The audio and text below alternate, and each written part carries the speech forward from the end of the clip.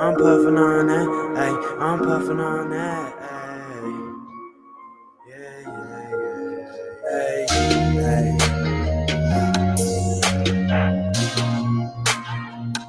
hey.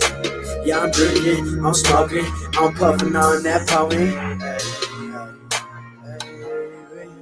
Hey, I'm drinking, I'm smoking, I'm puffing on that pony. Now my only thing is Mary Jane, cause the last one left me broken. Yeah, I'm drinking, I'm smoking, I'm puffing on that pony. Now I'm taking drugs to hide the pain, cause I don't wanna feel emotion. Yeah, I'm thinking, and I notice all these snakes when I start to focus. And the day you left, all it did was rain. I'm just dumb, girl, I'm not broken. Yeah, I mean it, it's hopeless, but still I sit here hoping. I kiss the bottle like it's my day, cause this liquor is my potion. Hey, baby, is you missing me?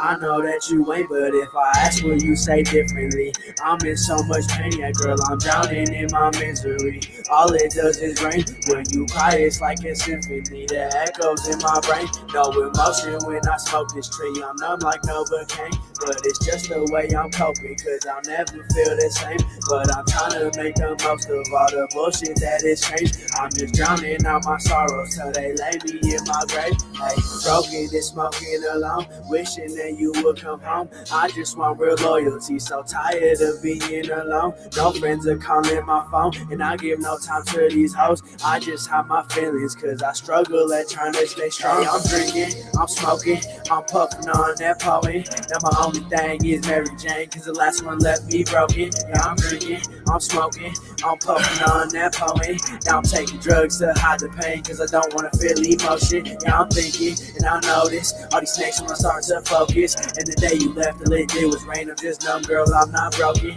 Yeah, I mean it, it's hopeless, but still I sit here hoping. I kiss the bottle like it's my day, cause this liquor is my potion. Hey. I'm from all these Percocets, I understand that you're upset. I've been popping them just to try and keep you out my head. Ever since the day you left, I can't even comprehend if your love was real or if it was all pretend. So I'm down in pills with alcohol, my vision's turning red. I've been drinking and I'm smoking, I've been bleeding in this bed. I don't know if I'm okay, someone help me off this ledge. And I don't think that love is real, it's all inside my head. So I'm drinking, I'm smoking, I'm puffing on that poly. Now my only thing is Mary Jane, cause the last one left me broken. Yeah, I'm drinking, I'm smoking, I'm puffing on that poly. Now I'm taking drugs to hide the pain, cause I don't wanna feel emotion. Yeah, I'm thinking, and I notice all these snakes when I start to focus. And the day you left, all it did was rain. I'm just numb, girl, I'm not broken. Yeah, I mean it, it's hopeless, but still I sit here hoping. I kiss the bottle, it's my day, cause this liquor is my potion. Hey.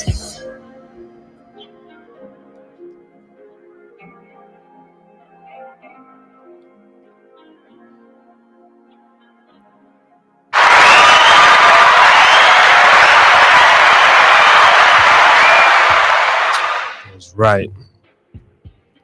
Let's get it.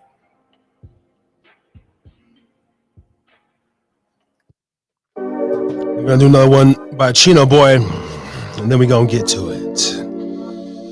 Up here on another Thursday night, episode 130, up in the building. That's right, Harris is Drinking Again Pubcast. Thank y'all for listening and choosing the pub as tonight's destination. Let's go. It's just for the night, baby.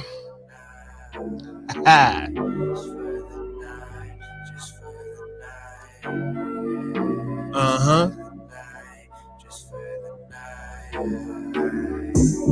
Can watch me while I roll up some weed and shit. Oh. We can do those things you like to.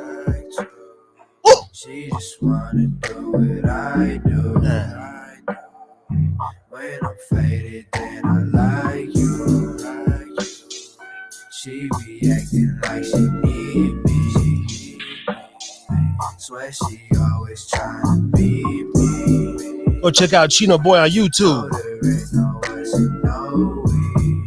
Also, Daigo. Mary Jane, my one and only. Mary Jane. Only like you when I'm smoking trees. Only love you when I'm sipping lean. Sipping lean. I I don't want you the way you want me. I just want you for the Therapy. Night rants. That's not my fault. Ain't nobody say to give your all. She get mad, she say I never call. I don't do no love, I never fall. Never fall. Baby, you can never get my heart. But you know that I can play the part.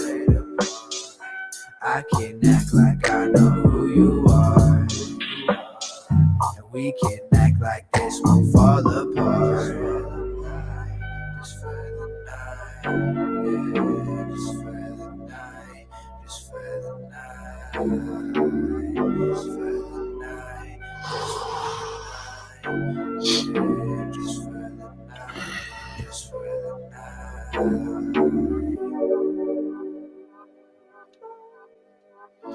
That was Chino Boy, Just for the Night. You know, we got to play a little music, get you warmed up. John, I see you in the green room. Sit tight for a minute.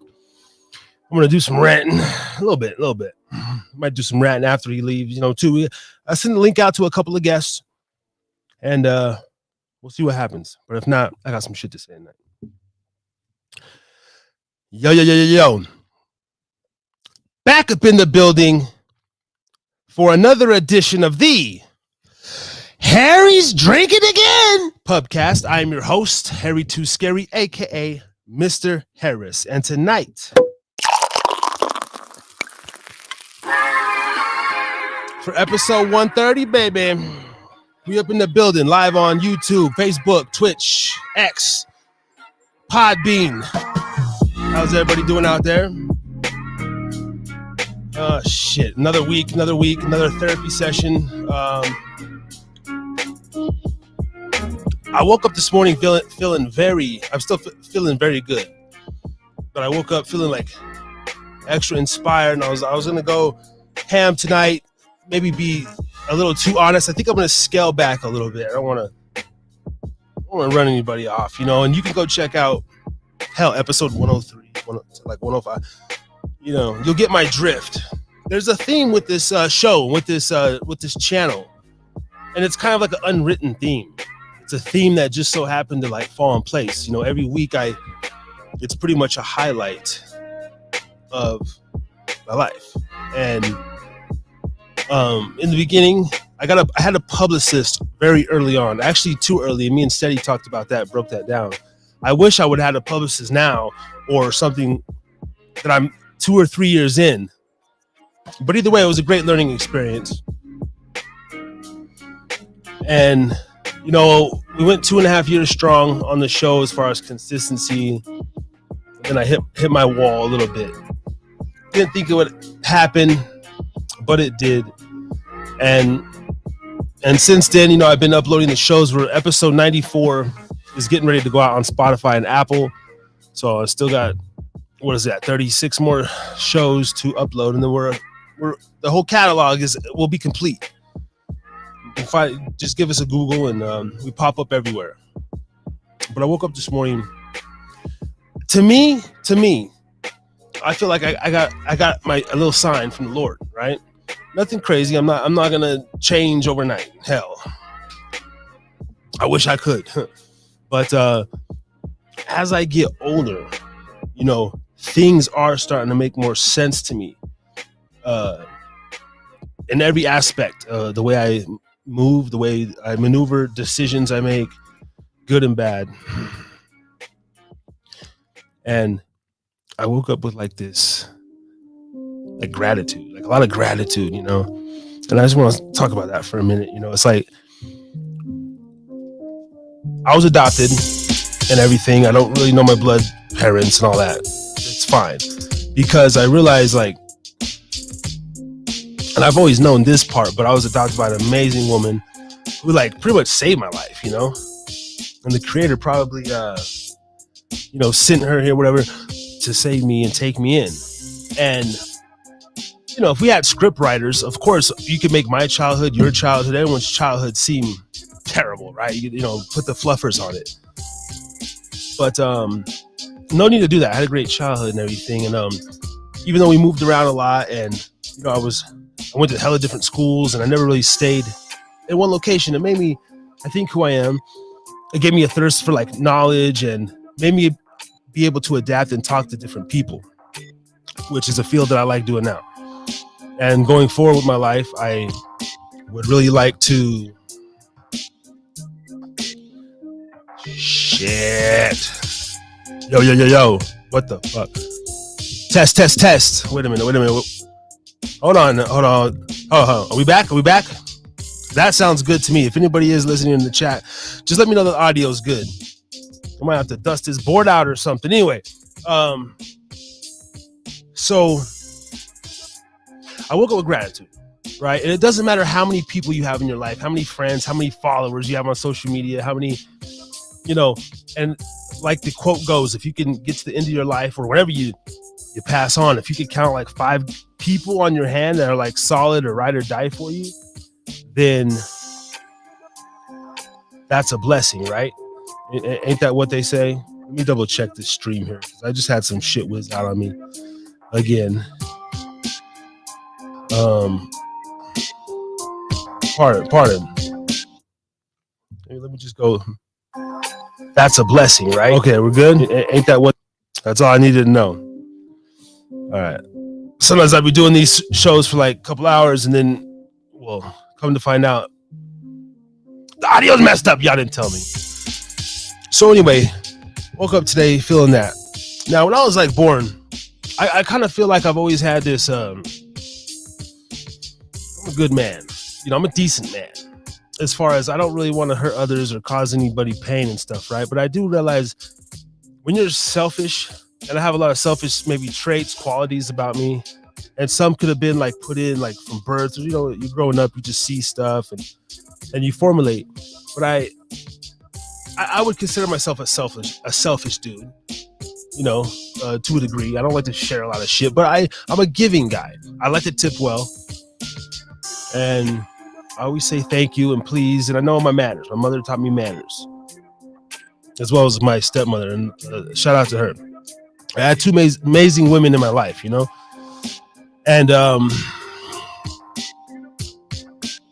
that brings me to, I woke up with the gratitude, and then I go to pick up my son from school, where I volunteer as a crossing guard 3 days a week, and also work as an on-call custodian, maintenance guy, whatever they need, right?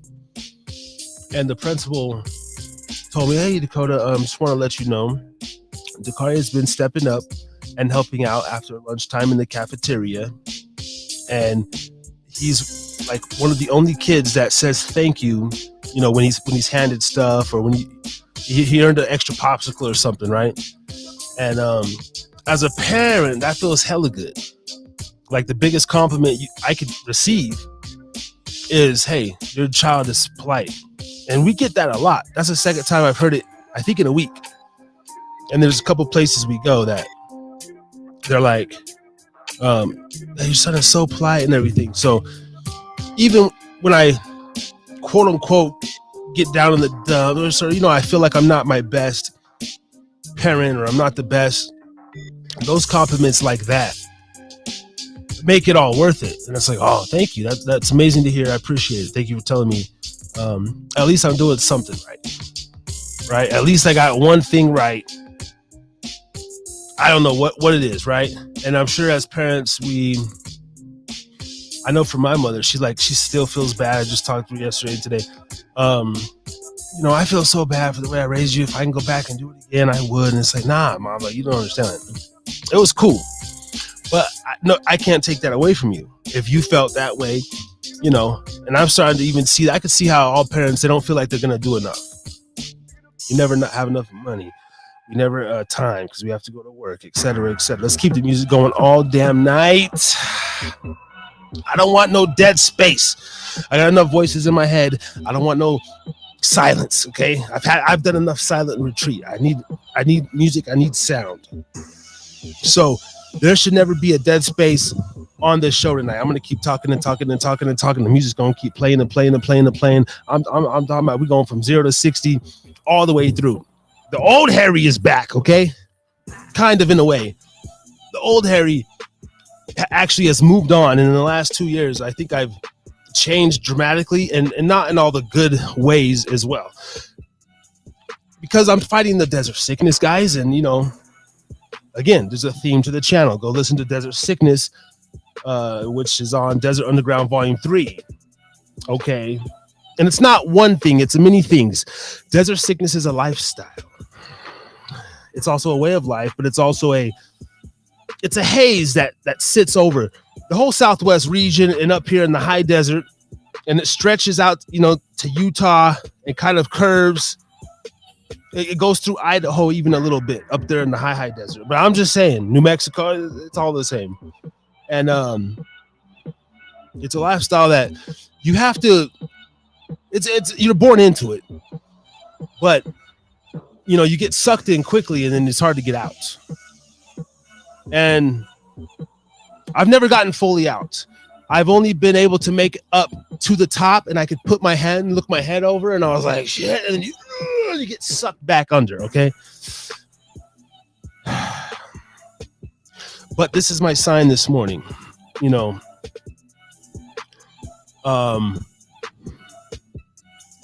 I've had many signs. I was too stupid to realize them. Not even stupid, just I wasn't ready yet. I wasn't educated enough.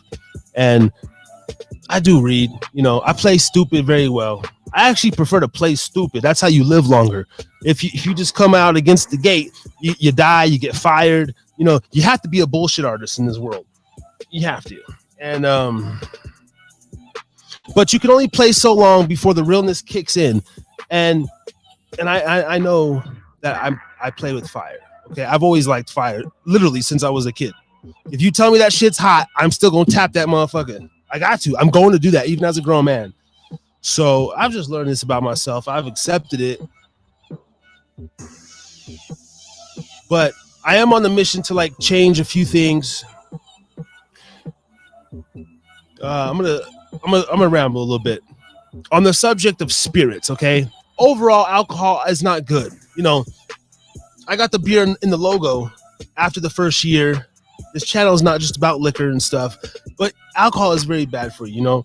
It's one of the many things, but it's the gateway that they use to weaken our senses and make us cool with other shit that they put in the brain, or in the airwaves and stuff. Okay, and I believe that they really conjure up spirits somewhere in the production lab, deep, and they probably got a pentagram on the wall and all that shit. I 100% believe this.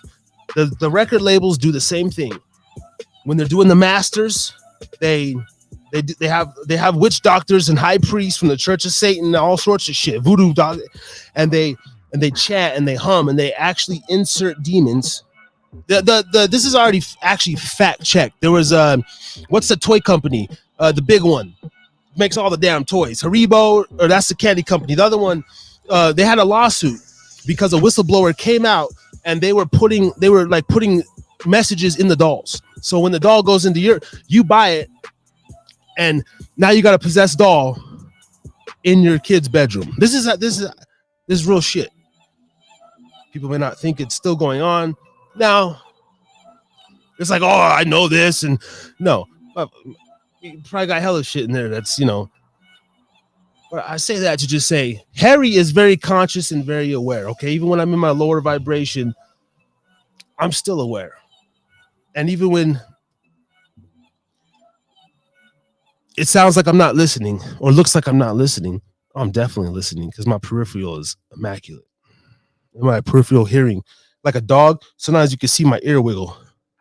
It kind of perks up. I get that little spidey sense in it. I get extra senses. I'm not bullshit.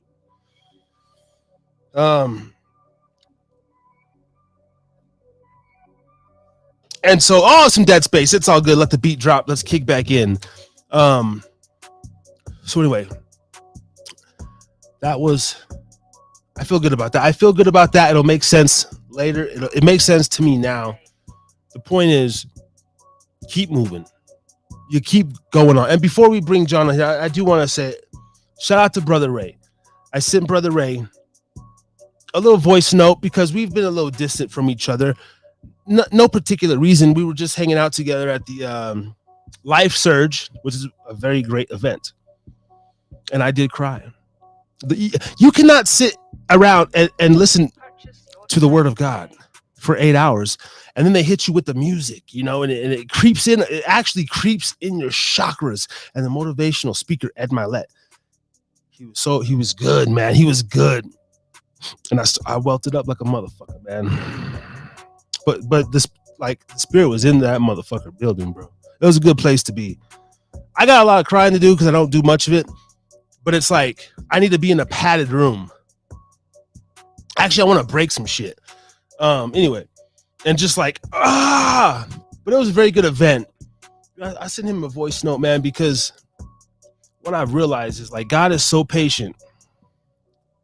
Now I'm trying to get to know his son, because that's the one you got to go through to know God and stuff. That's what confuses the fuck out of me. Okay, this whole Jesus God shit. It's God. There's one creator. I'm figuring that shit out on my own, and whatever. I don't care what anybody believes. You know what I'm saying? Because I don't even really know what I believe yet. I just know it's something. But I am on my walk slowly and surely. And every Christian says, well, you just ask. Now, I've been asking for years, like literally years. And I might be so hard-headed. I'm going to say this in the airwaves, because I don't think it'll come to that. But I've been so frustrated sometimes. And we're like, why don't I get the message? How come I'm not convicted? Where's my conviction? I want to believe in the Lord. Do you believe in Jesus? I want to, I want a reaction like, I don't want to be like that all the time if that's what, everyone's doing. And if he is the way, right? So anyway, there's a few people in my life, to bring it all the way back to moving around and this and this. It doesn't matter how many. The point is, I do have a couple solid motherfuckers in my life, like super solid, right? And their devotion, their conviction to the Lord, and just through the daily routine, inspires me. Okay, and I do know exactly why. Me and Brother Ray is because, and that's a good thing, is because my energy and his energy are not the same. He is up here as far as his discipline and his where he's at in his manhood, right? I'm still down here. I'm of the flesh. He literally walks and talks his talk, and I've always appreciated it, but I've never fully understood it until probably the last couple of years, like for real. And I will have my time too. God willing, okay? And I believe he'll keep me here for a while. I do. And that makes me happy. I'm thankful. Thank you to just everybody in general. I hope everybody, no matter when you're listening to this show, if it's 4 years from now, 4 months, I don't care. I hope that we're all in a better place. And not like that kind of better place, but just, I'm always even keeled, but I hope everyone's doing good out there, okay? And shout out to Brother Ray. And we got to give people their flowers while they're here. And I do try to be kind. I've been trying to show like more compassion lately, because I don't like to do a lot of shit for people. I don't like to go out of my way to do shit. And that's something I'm trying to like help more. I don't really give a shit about like possessions and stuff. I had a pair of sunglasses, and they fell off my head when we're playing basketball. My son's like, "Can I step on them?" And my first was like, "No." And then they fell again.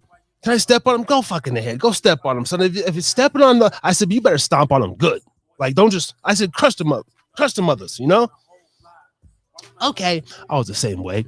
"Daddy, can I break some shit?" "Yeah." Because you know what? They're fucking dollar store sunglasses. Okay. And even if they were like $20, I really don't care about possessions and stuff like that. So in my walk with the Lord and just becoming the ultimate, the maximizing my manliness, like, what's the best man I could be? How do I get there? I took the damn super scenic route, but I see the main road ahead for sure. Okay. And I believe that'll make it easier. My battle is substance abuse and drug use. Okay, and I'm happy to shout it out from a mountaintop, but I won't. I've done that many a times before, but like that, I believe that's my ultimate battle. And lust, of course, sex and all this shit, porn, fucking wanting to stick my tongue in every woman's asshole and pussy and just I can't help it, man. I love pornography. I talk to God every day about that, but I don't want to be ED. Oh my God, don't take away my libido, bro, because I still got to get it on with the wifey and whoever else I may meet later in life. I'm just saying. But I have a problem. Like, I have a fucking problem. And so, yeah. I wanted to say that. And I wanted to say it again. I'm going to keep fucking saying it. And it's not nothing to brag about. It's not nothing to be ashamed about. Even though there's shame in it. I'm just at that point where it's like, everything is up for grabs, bro. Like, there's no skeletons for real. There may be like one thing. And that's just kind of like, it's not even that big of a fucking deal. But there could be it's like a gray area. And I might even say that other than that, I do this show because it is, at the end of the day, it's my therapy. And I'm just thankful for anybody that wants to be a part of it. But it's therapy for the people. Anybody who may listen. Oh, hell no. Come on now. Wait a minute. I got a short in here. Hold on one sec.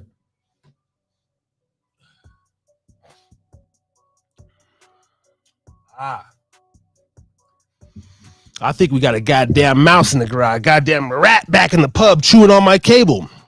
Yeah, motherfucker. We put some traps down there and the little son of a bitch keep gnawing on my cord. God damn it. If he keeps it up, I'm going to put the fucking cyanide down that motherfucker. Blow his ass off with the 22 or something, The BB.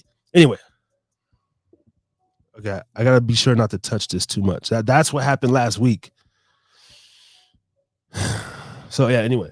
And I got a compliment today. Hey, shout out to David Cosgrove. I don't know if you're listening now or still listening. They said send a link. My mother should know. Anyway, it's like my mom's new friend. I'm gonna call him a boy toy. Little boy toy. Anyway, he used to do a show on public access television, I guess, in California. I should have sent the link to my mama a hell long ago. I ain't got time, mama. You know the damn channel. Shit. Anyway, she should know. Just click the last link that I sent you last week, Mom. It's the link straight to the channel. I don't know what to tell you. Anyway,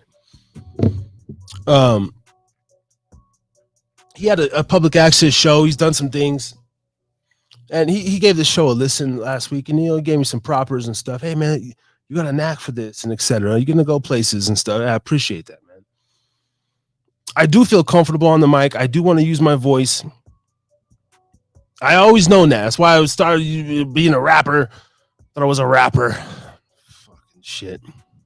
That was after basketball. Typical black kid thinks he's gonna be a ball player or a rapper. I couldn't fucking help it. Goddamn it. I couldn't help.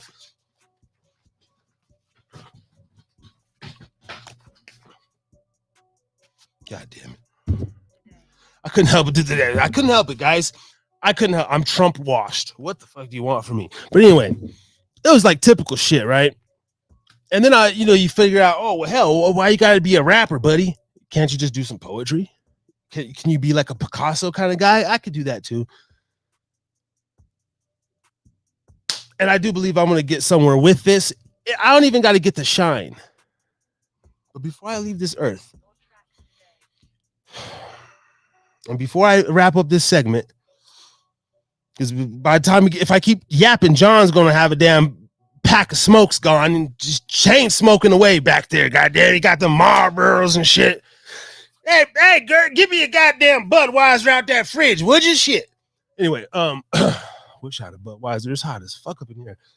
When I ain't got shit, I had 2 micheladas at my son's practice. Okay, they sell beer at the practice. That's about the most Nevada shit I've ever heard, to be honest with you. So anyway, let's throw on one more song here. And Why do I got two beats played at the same time?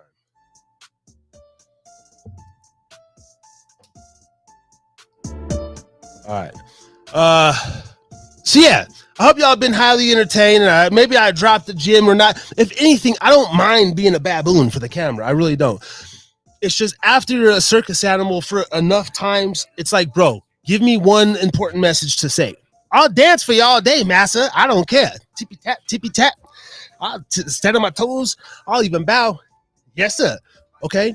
As long as I get to sleep in the goddamn house with the blanket on the couch or even on the porch. I don't care. Just give me some fucking cover over my head, bro, because the field is rough. Despite the messes in my broken home, I've navigated yeah. I can only bow down for so long, but I'm going to rebel and buck. I'm going to buck. Oh, I'll be beaten like a... Anyway. I'm trying to be nice tonight. I don't think I've cursed too much. I know I'm going to be at 1,000 subs. So we got 673 tonight. I'm telling everybody, even at the grocery store, hey, baby, subscribe to my channel. So anyway, it's going to stick. It's going to stick in a few people's ears. And let's spread the message, man.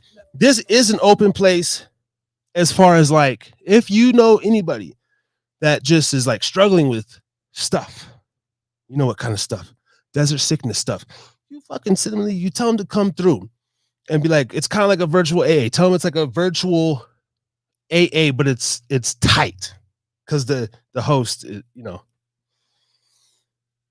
yeah, he's not like reformed yet, you know. So we have a good time. It's AA where we still drink a little bit because we understand that, you know, cold turkey for most, it's not always the answer. Unless you just get locked up or something. I ain't trying to have none of that happen, you know. So anyway, wow, this is fun. This is fun. Shout out to Mr. Shannon last week too. Oh, the music stopped. See, I can't keep shit going. I need a producer. Give me a little producer. Goddamn music. Anyway, I woke up in a great mood. And I just want people to know I am thankful. I'm not no fucking atheist motherfucker. If anything, I used to say I was agnostic, but no, I definitely believe in the man. Or, you know, it's just maybe not in the organized sense, okay? But I don't give a fuck. That's nobody's business, okay? Your walk is your walk. My walk's my walk. You know, we're all going to find out when we die on this motherfucker. All right? So anyway, for more... You want to hear more? The word we go to Talk Teach Truth, okay? I just had to say that. I'm thankful. I'm a gracious man, okay? And I'm trying to spread peace. Like those goddamn black kids in Chicago shooting up everything, Chirac and shit. Pushing peace, bro. Yeah, you should, motherfuckers. Almost got hit with a stray bullet the other day. These fucking kids shooting. Lucky it was a BB gun. I was standing there getting gas. All of a sudden, ding, ding. Oh, shit! I got scared as fuck. I had to go home and change my underpants. I said, ooh, I can't be in a real shootout. God, I freeze up and shit on myself. Woo! I said, you goddamn kids, take that shit somewhere else, man. The fuck heard that shit? It was like the Trump shit. I said, goddamn. I didn't have no team. And instead of that, I got up and I was like, fuck you. Anyway, I'm wilding. I'm not even drinking or nothing. It's called natural high.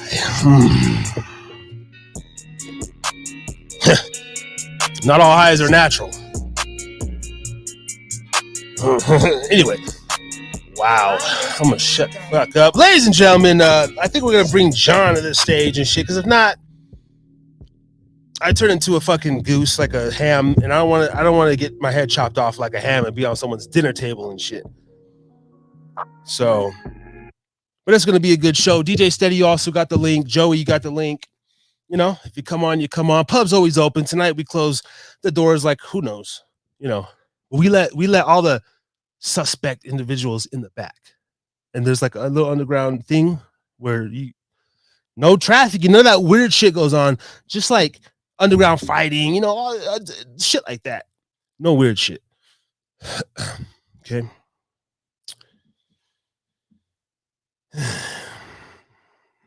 It's gonna be hot motherfucking summer. All right. gonna bring John on here, ladies and gentlemen. He's been here before. Okay, he was just here last week. Hell, the graveyard bartender, he says you can't get rid of the motherfucker. He's I only come in the morning. That son of a bitch was here all night. 4:30 in the morning.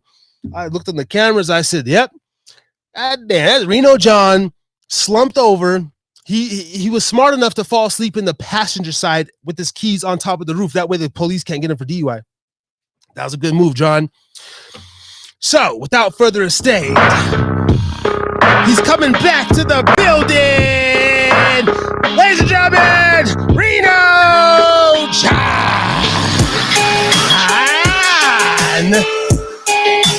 Up in the pub. Yes, yes. How you doing there? Let's see. I'm good, man. I'm good.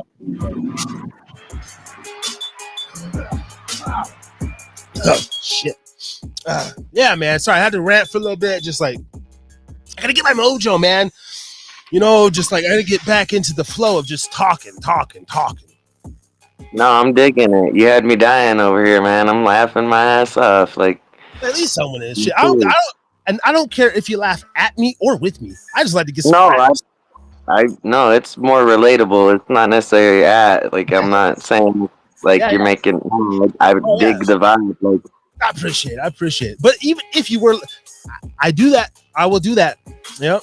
I just put myself out there, man. I don't. No, it's a good energy. Like, I like where you're at. Like, it's not unrealistic at all, and I don't think you're making yourself look bad at all by being that way. Like, that's what I'm saying. Like, it's just, you know, it's kind of that like old saying. You know, I'm just kind of like, you know, throwing it out there, like you were saying. So, hell yeah, you know, it's a good thing. Sometimes I think that's a very underrated thing about our day-to-day lives is that like we forget that we can bring actually like a bit of storytelling in it, you know, and it's all genuinely from our own experiences, you know, and it's like, you know, it's that whole like who'd have thought that, right? Like who'd have thought old you know, Harry Too Scary, you know, is going through this, or, you know, who'd have thought old Reno John was going through that, or, you know, maybe sometimes we don't consider the effect that it's like, you know, yeah, we might not hit the same vibes, you know, maybe it is about, like you said, like earlier at the beginning of your show, you know, you think maybe by word of mouth alone, I think you're right, you know, like people eventually come around, maybe hey, let's check this thing out. I've heard about this podcast, or I've seen clips on YouTube about that podcast, and so maybe it's just chance, you know, like we're all just waiting on the right kind of like, you know, moments to catch each other. But it's just like, again, like at least, you know, you've had good collaborations, like you said, you've been on point with this, at least as far as presentation wise, you know, you come every week and you do your thing, so, you know, that's always a good look, you know. Oh yeah, it's good to be able to be vocal even in our doubts, you know, in our moments of, you know, not being too sure, you know, we're going, hey man, I don't know, like based on how things have been going, you know. I honestly feel like I feel you on that. Like sometimes I'm looking around going like, hey man, like I am growing in my spiritual journey too still, you know. I know that. I know I got plenty of room to grow. I got, you know, some good experience and all too. Maybe I come a little off the wall than most might think, because, you know, you don't necessarily look and think, oh, this guy's got, you know, generally that experience, you know. How do you know, you know?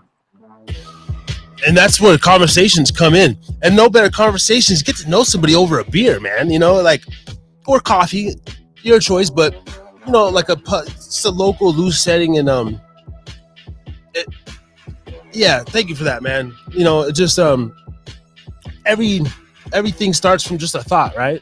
Just like, oh, I thought about it, and then slowly but surely, man. But with the compliment I got earlier today from Mr. Cosgrove, he has a show on YouTube, or it's on YouTube, but it was years ago. I guess public access, whatever. But he's in the field. He's like, man, he's like, you just got it. You know, you got it. You know, something. And I was like, oh, thank you, bro. And as we go on and it formulates, who knows where we'll go. But I think it's important for people to laugh at themselves. And I think it's important to like put yourself on display. The government already knows all my dirty shit. The NSA, the CIA, like there's some dude in the office that like sees me fucking beating my shit raw every day, right? That's already footage out there of that. So it's like, it's the 8 Mile approach, just I'm gonna tell you about the stain before you even have something to say. But it's also like I'm really not. I have. I was. I felt shame, like gritty, since I was born. Like like literally, I've always felt like kind of dirty, and but not dirty like in a like oh poor me way. Just like dirty, like fuck man, like I need to find my way to some cleanliness or to this side, to God, to something. Like I can hang down here with the heathens and shit. It's cool, but okay. I had this analogy. I don't know. This is a real like thing. So I don't know if it's like realistic. I am open to getting baptized, but I was wondering because I don't know nothing about it. I'll ask Ray. I've asked a couple of people. But what if like I'm not saying like I'm gonna get baptized and just never know I'm a fucking addict, a lifelong addict, all that shit. That's never going away. But what if like when I do pray, when I reach out and stuff, right? What if it's like say like a helicopter, right? You're looking for like a suspect, like he's down there, he's in the car, or like but it's God, wherever, and he's like he knows the make and model because he made the fucking car, but he can't really get to you because the car's covered in a lot of like dead branches, leaves, it's an abandoned car, but someone's sleeping in there. But like he can't really see you, but he knows you're down there. But he's like, motherfucker, just take some of the branches off, clean the windows a little bit, bro. I can't even see in the window. You want my help? But like, and so for me, I was thinking, well, shit, what if I get, and it's probably the opposite. You probably have to find a church. You have to go there, prove yourself. Okay, a couple months. But it's like, yo, is there a place like they have like a mobile baptism, like 1-800 get baptized, like online, and motherfucker will show up and like I want to get back to like to just rinse some of the shit off me and like start fresh and then like okay God, look, you know what I mean? Not like get baptized and I'm like super changed. I just want to get baptized so like maybe my spirit won't feel dirty, bro. Does that make sense? I mean, I hear you. Like, I get where you're coming from too. Where, like, I guess to be honest, I think what you're kind of saying, from what I'm hearing you say, in a way, and kind of because at least I know you a bit, to like at least kind of understand what you're trying to relay. I get that what you're kind of saying in a way, which, to be honest, if you want to say a whole lot less, you could just say you're very unapologetic in the way you live your life, which is actually a fair thing to be because, like you said, like you don't mind what it may look like on the outside looking in because that's not a concern. And you're right, that's not something typically we should be so worried about. Yeah, I mean, there's a certain level of consideration in knowing, like, oh, okay, like, sure, we have this effect on others. If, like, okay, like, for instance, if you're that one person that's bumping music, unreasonably loud in the neighborhood, beyond 11 o'clock at night, you're kind of just asking for it. You know what I mean? Somebody's going to complain. You kind of know. So don't, like, blow everything off is all I'm saying, to the point of where, like, if you don't care, then don't be worried if somebody makes that call on you, kind of thing. But as far as like as like a two-part issue, I see what you're saying. Like the weight of like what we allow ourselves to go through can be hella incredible, and so like to feel like there's this need to get right just enough, I Yeah. think that's more like, I guess the word could be like consolidate. Like you're trying to figure, in your part of the journey still, like what is useful, what is not, what do I really need to get away from, what would help me get better on it. It's a balancing act kind of thing. Like for instance, me, I'm not the biggest drinker. Maybe I've had a few on your shows before. I'm not. Today, me and my buddy, this is what's left in this glass here of the Slurricane Sweet Tea, which is actually pretty bomb. It's the Magazine Street E40 label, Magazine Street official made Slurricane. It's the sweet tea version. I've actually got Kenny's drinking the again. yeah. And again, I feel bad because again, I know right where you're coming from. Like, I've asked myself, like, I think I let myself go a little bit too much. I told you this, I think, the other day too. Like, I don't always want to be going necessarily to this casino and just dumping money in a machine, or like What else do we have? Like we mentioned this before. Like I feel like especially living in Reno. It's like it's all one big balancing act. It's like how much can you it's like a everyday check-in, someday like a every minute check-in where with yourself you got to tell yourself like, okay, it's just like life. It's like if you're gonna live and choose this and know what the consequences are to we choose, then you gotta, it's that make your bed lie in it kind of, effect. It's like we know if we do something, this is most likely what's gonna be our reception of it all. So like to be honest, I got baptized in jail. You know how janky my baptism was. I had the minister come in, and he came in and he did it whole, the whole ritualistic, read through the verses of everything, and all he did is he took a literal spring bottle of water and dumped it over our heads, the people that wanted to get baptized, over a little area where it was going to go down. It was That's literally going to go down. Yeah. So just the that's fact is, dope. like, But the truth of the matter is a commitment with yourself and God, like you yeah, already said. Like, as long as you're balancing your shit out, like you're already doing the best you can. Don't hold that against yourself. But the truth is, I'm doing. when you get baptized, it's all about repent. In the Yeah, whole biblical sense, all it is you're making that promise with yourself and God that you're going to do everything you can to steer clear. So it's almost like all you're doing is you're just setting yourself on that path where you're going to say, okay, now from here on out, however it plays out method is whatever God wants for me, right? So I have to face it. It means paying dues, I mean, avoiding it as well. It's can you live with that yeah. though? Like it's why it's a choice. It's can you live with that? Are you really going to really want that? Well, and I've heard this description of that before, which actually kept me away because I'm like, hell nah, I want to do some more drugs. I want to drink. I want to smoke weed, fornicate a little bit more, God, a little bit more. And so maybe I'm ass backwards. I accept that, but it was just a thought. Like, I'm very conflicted with my usage of even just weed and when I drink and I right, smoke cigarettes and but stuff. But it's like at the same time, like there's very but I, big parts that are debatable. but I'm not. That's what I'm saying. I'm not gonna get baptized and be like, oh, I'm gonna change. No, I'm saying like internally, I feel grimy, bro. But that's naturally. That shit, some shit happened to me, maybe made me that way against my will, and then my choices since then, just like, and so I'm wondering, well, let me get baptized and like he could see me better. It's just like, all right, motherfucker, wash some of that dirt off you, then, boy. Like when you're a kid, take your shoes and fucking pants off and leave them in the doorway. Don't track all that shit in my house. So, yeah, I want to strip down to my underwear and go straight to the bathtub.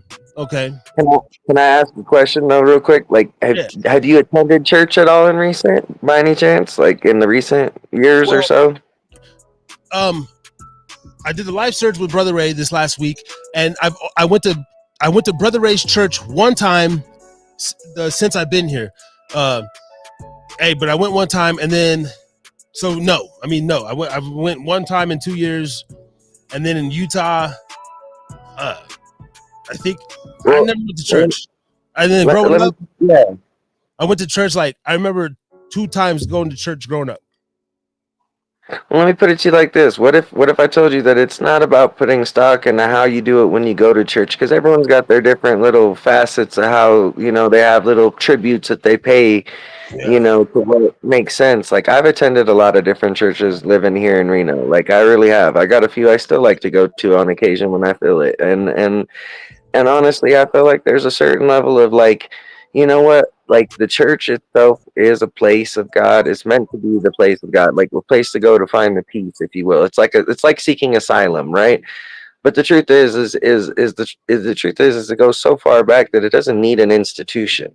It doesn't necessarily need you to go and attend within certain walls just to get that same emotion. It's why I guess like you could say earlier you were like I'm trying to catch my mojo or whatever. It's something like that, like kind of like Austin Powers shit. Like, if you look at the way they use the whole mojo and that, which is that it's almost like, do you ever really lose? Like you know what I mean? Like you could put it in question, sure, but it's just like again, why do you want to doubt? Like like again, like for all you know, God is showing you the right way. Like if you found a good inspiration in the life search thing when you went, like that's awesome, because it's hard to sit through that much and digest that much from those many speakers, that many speakers, exactly that many topics. And when it delves into what, like, I mean, theology goes on for days, dude. Like it takes That's why when I well came to work that educated night, people. I was I was like, I was just like, I was, I just wanted to go home and like read scriptures, meditate, and just like chill. I was like, fuck all this music and these drunks and these fucking alcoholics, you know, like Sometimes that's all it is. It's like that's what the word grounding generally means. Is like we gotta like we you know there's different times where it's like you just know you're like I gotta get away from the big city. I gotta go find my way into nature. I gotta go camping or something. It's the summertime. I gotta go. It's like you just know you're like I gotta get those other moments in. And it's like that's what I mean. Life is like one big great balancing act that it's like, you know what? None of us are really more on top of or not as on top of as anyone else. It's like my whole thing is like we're already kind of like all 1 foot out the door anyway in life. You know what I mean? We live so quick nowadays. We make our decisions so quick. We try to, justify things so quick. We try to move so quick. It's kind of like that movie Click. It's like if you could really fast forward through everything just to get to the little tidbits you want to get to, you would start to realize you miss everything. can You we go? know? Let's go into. Let me ask you real quick. There's some people that those, they're kind of like unapologetic, like, well, you made the decision, so live with it. It's like, okay, I get it, but I like to throw a little curve in there, and we could all be there, but sometimes you only got like two choices, and both of them really aren't. So you still gotta make a choice, yes. But what about like for the people, or even just regular folks, who, I really sit and think about shit, and I'm like, okay, I got like three options, and damn, A, B, C, and say I go with C, and it's like, but sometimes how you get there, it could be your fault, it could not be your fault. Other people, and all of a sudden you're like, damn, is there like, do you vibe with that? Like, as far as like people, or have you ever felt that way, to where it's like, or has someone ever kind of told you like, well, you made the choice, but you're like, but you wanted, I don't know, maybe more like sympathy from them, like yes, I made the choice, but I had fucked up choices.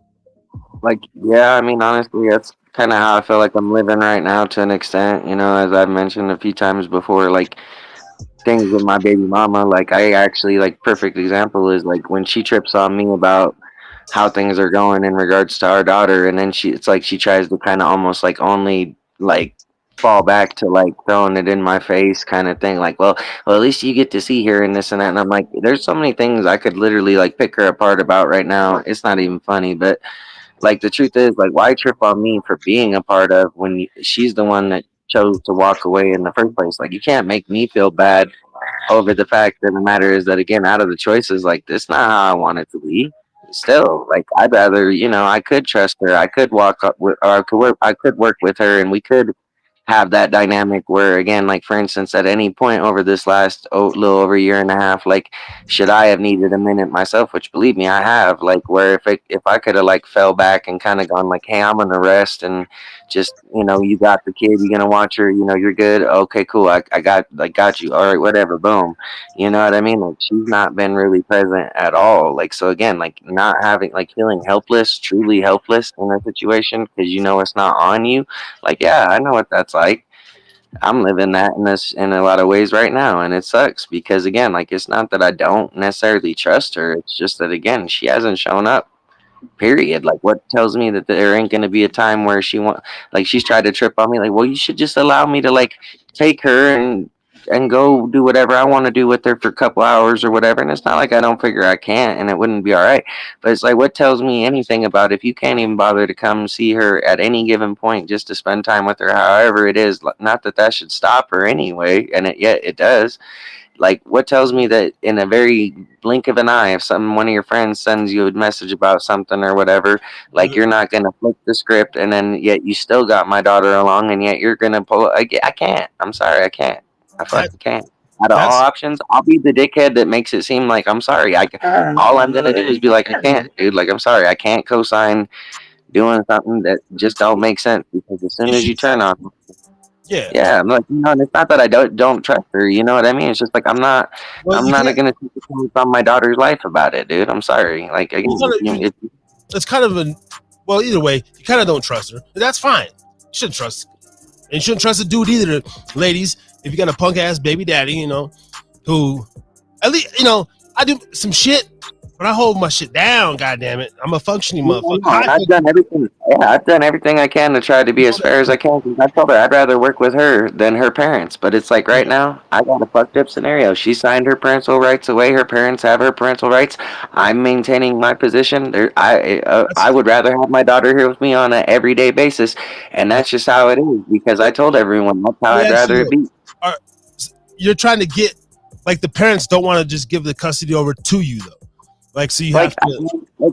like it's not even been established, dude. Like, all I know is like it's been the funkiest thing ever. Like, as You soon on the as we birth brought certificate our though? daughter. Is Like, your yeah. No, like, and I'm very involved, and it's like we're doing pretty good with working with each yeah, other and all, but this is not very ideal for me either. Like, I'm very not comfortable with it. Every day I wake up feeling kind of helpless. Like I don't even feel like they give two shits about my say in anything right now. Like, they'll just do whatever they want to do, and they basically I feel like think they're running the charge. They're leading the shit, and I'm like, I never asked y'all to do it necessarily. Like, I never really wanted to leave it up to that. I still don't. Like, I'd rather, if, like, and I if, look at the option of, like, even if I if fight it's and take it to the courts, yeah, like, that's not really much gonna make it better in my life. That might make it worse for me. it might, but if you, to my knowledge, I've done some study on this. Whoever get to the court first, dude. Like if you're on the certificate, that's your child. You should be able to go down there tomorrow and be like, yo, this is the situation, and got a job, this and this. Like, to my knowledge, that's like the first one to kind of get there is the one who's like leading the charge from them. They could be spiteful and stuff, but if you like get the ball on it, bro, don't show your girl this show or nothing. Get the ball rolling and be like, okay, like, and ask somebody like, what's gonna, how's it gonna work out in my favor? This and this. Start building your shit, and then like, by the time they get wind of it, legally, they can't do a motherfucking thing, and you win. I know, but in a lot of ways, like, that's what I'm afraid of, is because, like, my baby mama tries to spin it like her parents are trying to take our daughter from us, and they've given me no real reason to feel threatened like that in a real sense, and it's just because I know she's upset because of the position she's inevitably put herself in. That the But fucked up thing is though, is like, see, I know her parents are kind of no. But different, see, but you it's just said like, your girl though. Don't. Like your girl already gave up her rights.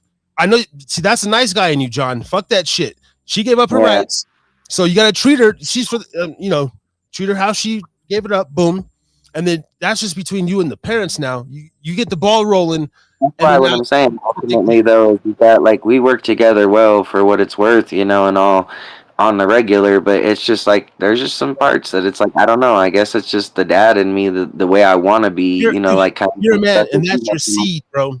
I So like, know, and I feel right, fucked up though if I start fighting. If we've only been on the same page trying to be don't feel good, it's fucked just up. like at the same time, like, I feel fucked up because, No, like, if I fight, maybe that no, makes it harder on all of us. You know what I mean? And again, I don't necessarily want, like, I'm looking at realistically is all I'm saying. I don't want CPS to come get involved. I don't want to have somebody have to mediate over me just so I can see my daughter, just to be like, well, we have to make sure all the damn time. Like, I know how it exists. My parents divorced when I was young.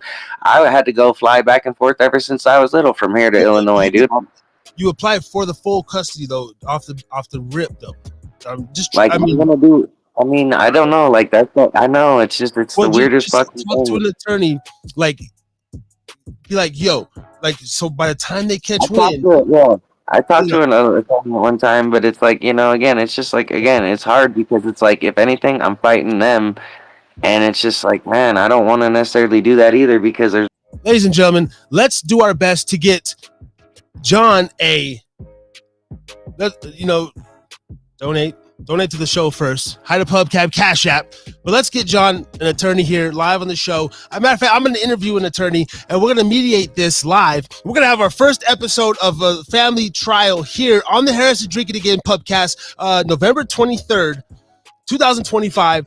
And this man will be awarded full custody of his beautiful baby girl, and he won't have to take any shit from Biden and fucking Hillary and whoever the fuck. You'll run the show. All right, but no, that's the man in you, bro.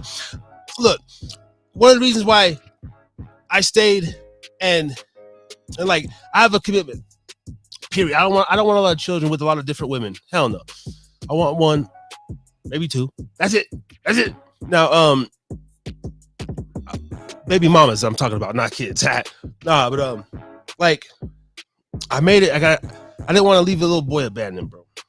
You know, if I had a girl, I wouldn't have felt as strong initially, but now looking back, hell yeah, bro. Like, and so I even tell his mom, like when I get on her bad side or she gets on mine, we're kind of bitching. It's like, look, before we even split up, like we decided to make this kid together. So I'm one of the people that thinks it's better to stay for the fucking kid, man. Because there's, oh, you got to worry about yourself. And yeah, but I'm cool no matter what. Because I'm still going to do me regardless to a degree. Like, that's the freedom I move with. And so I don't know. Sometimes it's like I Love Lucy, bro. Matter of fact, me and my girl could get twin beds.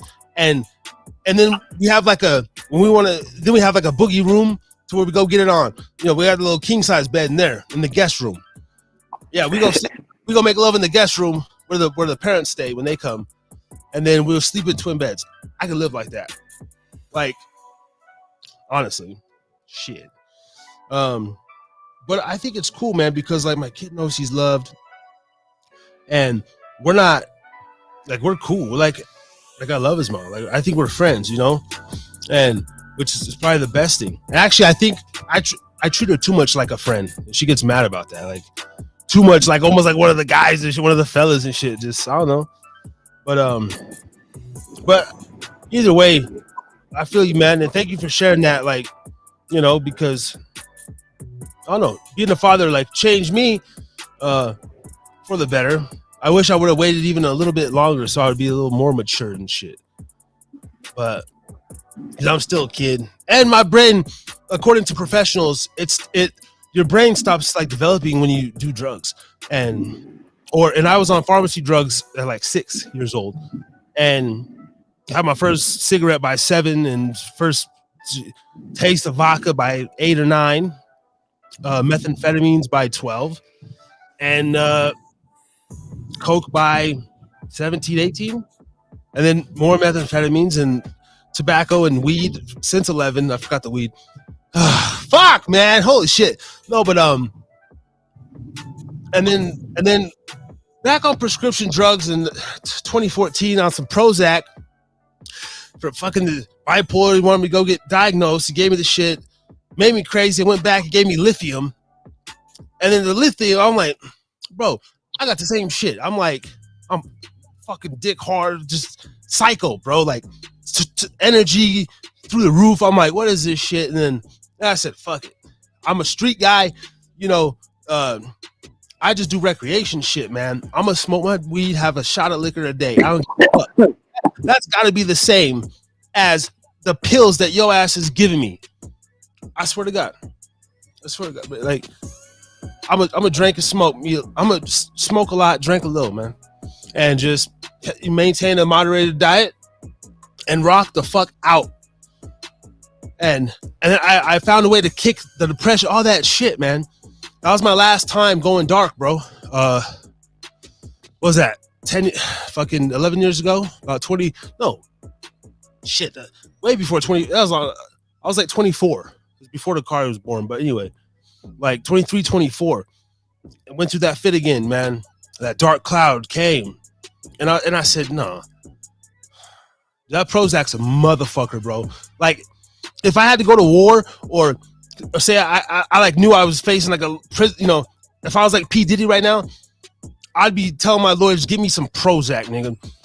I swear to God, that shit scared the fuck out of me. Like, it's a slow, you know, it takes a month to kick in, you know, it's just, and like, my thoughts was I was just like brought out, like super aggressive me, like I was attracting the wrong shit, man. I'm like, what is this? You know, just my bravado, and like I didn't give a fuck, man. Like, I don't know, it was scary, dude. It was really scary. And like I was living in Idaho, a bunch of rednecks and shit. Like, Yeah, I pulled it out with a lot of prescription medications and shit in my time. But no, I started at a like accelerated rate too. Like I was on fucking painkillers when I was 5 years old because I got myself caught on fire when I was 5 years old. Almost didn't make it, you know, like I had like 50% of my body was covered in third-degree burns. Right now it just covers like my arm going up over my shoulder, kind of over my bicep on my left side, over, you know, crossed over to my neck. But at the time, because I was so little, that was like most of my body, all third-degree burn and shit. And so I was on like pain pills and like, shit.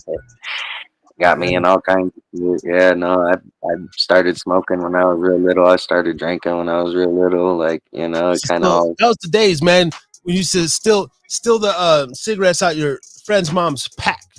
You know what I'm saying? And I remember the first cigarette, man. I believe, well, I had a punk ass, you know, whatever, stepdad at the time, whatever.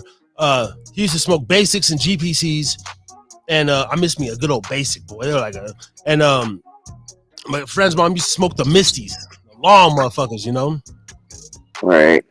Hey, smoke is a good time. I love to smoke. Not like I think the first I ever had was probably like a Marlboro. Yeah, cigars. I mean, I remember around 11, 12, like the big kids, they had the Red Man Indian chew, and you put the chew in the pipe. And you remember the pipe that they would make with the they cut a piece of a garden hose and just stuff a little bolt stripper in there, whatever the fuck. And then I've done a few less than reputable ones. Like I remember how dumb it was trying to fucking use a can or some shit, or people use the Apple or. Oh, I still go to the Apple a lot. I just threw one away a month ago. Apple's the shit. Oh yes, you're supposed to eat the motherfucker down after you use it. Oh, I said the bitch let it rot. Yeah. Hey. Supposed to get your nourishment and you're supposed to eat it when you get done hitting the bit.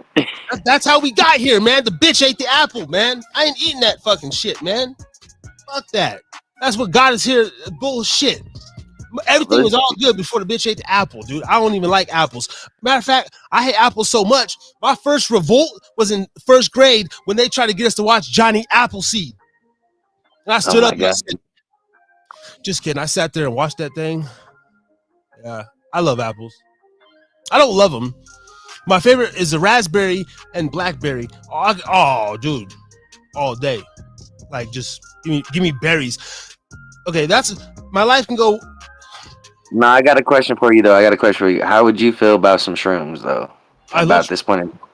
Do you know they have more medicinal qualities to them than they give them credit for nowadays? Like they're still learning that like just shrooms alone is good as microdosing. Talk about shrooms, bro. Seriously, spit all your knowledge on shrooms. I'm gonna come back. I just gotta get some water. 2 seconds. But talk about psilocybin. I love drugs. I love drugs. Hey guys, come on, don't get the Reagan people on me. There's good. I'm just saying, you never talk about it. I had that. I'm just saying, I've heard it's got some good medicinal qualities to it at this point. Let's do some together, brother. Do it. Shit. I heard some shit, but I don't know, man. I'm super about shit.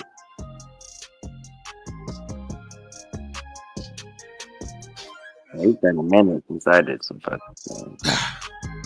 How'd it feel to be a host, man? I'm sorry, I'm not doing that very well. I'm like, I had to go grab just a little bit of.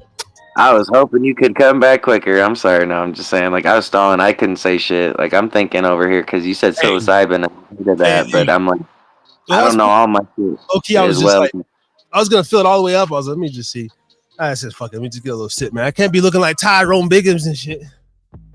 Yeah, I hear you. I'm still, like I said, I'm still sipping on this shit. This shit is heavy, man. It's vodka based or whatever. It's that Slurricane. But I just want to let you know, ladies and gentlemen, Harris is drinking. I bullshit and fuck around. I do spread little messages. There's the number for the thing. whatever. Always remember to drink responsibly. Okay. Sorry.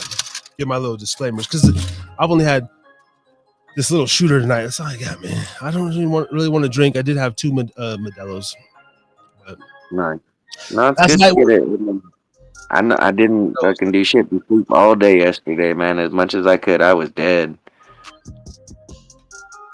I don't never get to sleep in, so I slept in. I was like, next thing I knew, I slept in. It was all day. I still hurt like hell when I woke up today. I was like, I slept pretty good though, and I'm just like, I'm still feeling dead. I'm like, I got to get back at this shit tomorrow. Like honestly, I'm grateful. Like you were saying early on in the show, I'm very grateful though about a lot of shit. Like again, my buddy Russell came over. I was trying to get him to make an appearance, even just if I could show you off through the phone here, but he had to leave, and me and him just like shared down this big ass bottle of the fucking E40 We, magazine sweet her let me ask you hurricane about sweet that. tea. You, I feel, dude, I feel so thankful and grateful.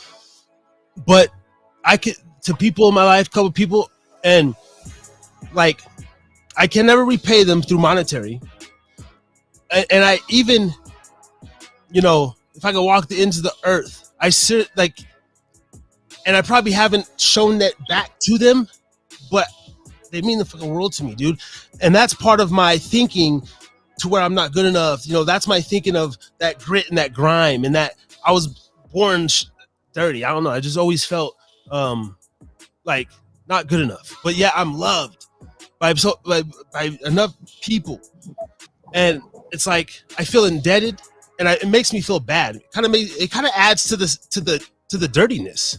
You know what I mean? Well, I think that's the funny thing is there's almost like a weight to everything good and everything bad just as much. There's a different kind of weight. Like it's funny how like the weight of uplifting, like when you feel good about something, like there's that almost like you get that like feeling of uplifting, you know what I'm saying? You feel just as much pulled right back down into your, you feel like secure, you know what I mean? Because there's a certain amount of like, weight to that. Like again, there's it carries differently. So it's like just as much as any negative can beat us the fuck down, in our spiritual journey.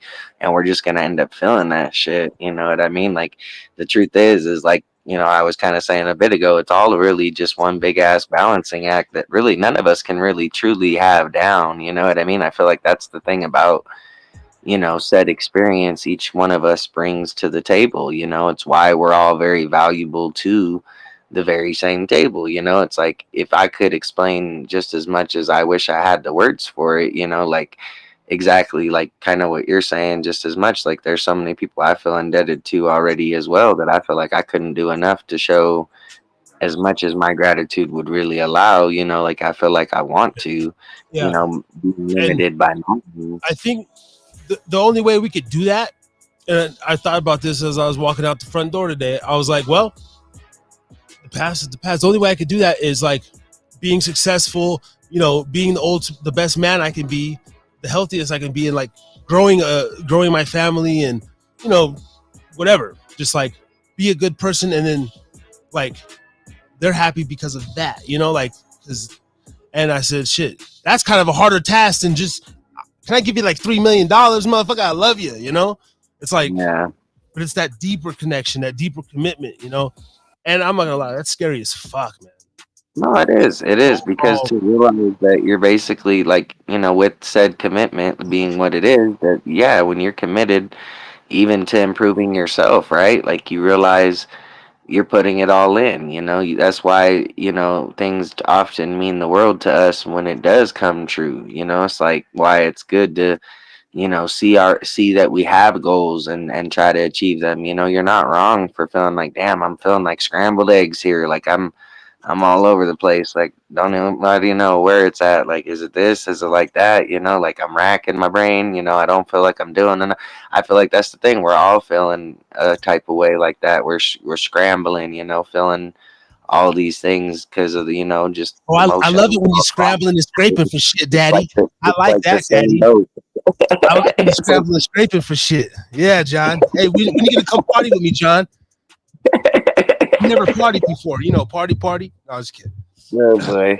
No, did he? That was a great clip, dude. That was like Oh my god, that was just I'm amazing. saying we're often all in the same boat, and that's the thing is like no one's really trying to like offset nobody else, but it's like it's oftentimes we're all in the same boat. You know, how do we uplift one another the most? Like I think that's the thing is you kind of have to look within yourself again and kind of say if all I can do is like you said a second ago, make myself the best me I can make at the end of the day. Like even if all you grade that on is the things you say, well, hey, I didn't have half as many drinks today, you know, or if you said, hey, I didn't, you know, do this or that today, like, okay, that's progress, you know, it's all progress, you know, like we just got to find, you know, again, what works for ourselves, you know, like what I might have might not be the same for you. Yeah, we can both still relate and be chilling and whatever. Yeah, like, you know, we could be, you know, like you said, take this party on the road. We can go party, whatever. But it's just like, you know, I don't want to be the guy that's the hindrance to your progress either. You know what I'm saying? Like, I don't want to be the guy that I feel like, again, like oftentimes I feel like we just, you know, it's the underrated, underappreciated version of, you know, not always showing how people do matter in this world if we don't even just consider, you know, the other person sometimes. So I know I'm kind of again, I'm kind of a little reckless my own self because I put, you know, myself aside enough to look at other people. And a lot of times, like you were saying with my baby mama earlier, it's like, oh, let that shit go. You got to just do what you got to do. And I'm like, yeah, you're right. And I could cut a whole lot in half real quick and just cut that shit right the fuck out. But, you know, again, it's what I really live by and what I believe in is that, like, it's how do I live with that? Because again, I'm gonna live with myself. I'm gonna live with my decisions. I can live with how it is with what I'm being presented. I got no choice. But I think the whole thing is that's the whole make your bed, lie in it thing I was mentioning earlier. Is that it's like again, you got to understand. We all got to understand it's our own decisions that we're really wrestling with. So it's like I know where I've been saying like a fool forever, like, oh, I'm gonna quit smoking cigarettes, and here I am smoking another cigarette and smoking another cigarette. I look real good, don't I? Like when I can't even get my shit together enough like that. And it's like, honest to God, I'm at the point where I'm not gonna let it beat me down too much, no. But the truth is, like, yeah, I'm working on it. Like, I want to cut these bastards out quick. Like, you couldn't get me off these fuckers enough. I've always told people I feel like I'm hard headed. I'm like, you'd have to fucking tie me the fuck down to the bed or something and come assist me in every goddamn thing Oh, long enough to with a get hole in this your shit throat, out of my still system. smoking.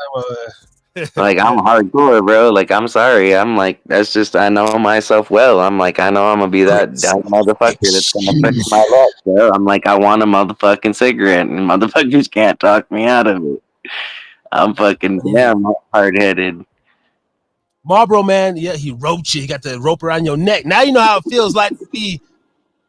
Never mind.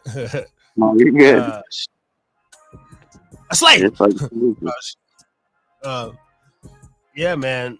Hey, can I gotta bring up something, and this shit might, because I'm not afraid. I should be afraid. No, I'm not. I'm not even gonna go there. Actually, I'm gonna bring it up because I don't stray away from nothing. But I gotta let these people know this is not a hate fucking thing. This is. I have a question for the Jews, for the Jewish community, aka the small hats. I didn't call them that. That's what YouTubers call them because you can't even say Jew. First they were Jewish, now they're Jew. You can't say Jew. I swear to God. And here in Reno, there's a billboard, something about Jew hate. It says, 80 years. We're only 80 years from the genocide. So something about this billboard, something, and it's like JewsBelong.org or something. Okay, cool. Well, I mean, we're like 80 or so less years from slavery as well, and like, but like I don't see what about black hate. If the classic American whites would like to put up a billboard and hey, white man, we feel fucking shit now too because all these motherfuckers taking our jobs, etc., coming in our communities, looting, robbing. I don't know. They're so powerful because they stick together. But this message is also for the black community. Like, they kill Pac, they kill Malcolm X, they kill we go down the list. Come on, too many to name, but those are the two prominent ones because of the unify. Even SPM, he's fucking his charges or whatever, but he was bringing the raza together. Like his voice was so powerful, man. And why can't there be, or it doesn't matter. Fathers and why can't that message still something about child predators? Like, if we're so considerate about kids and stuff, why isn't there a? It just seems like this thing, the Holocaust, but like slavery is supposed to be happening right here in America. Not all the motherfuckers was brought from Africa. That's some bullshit. That's complete bullshit.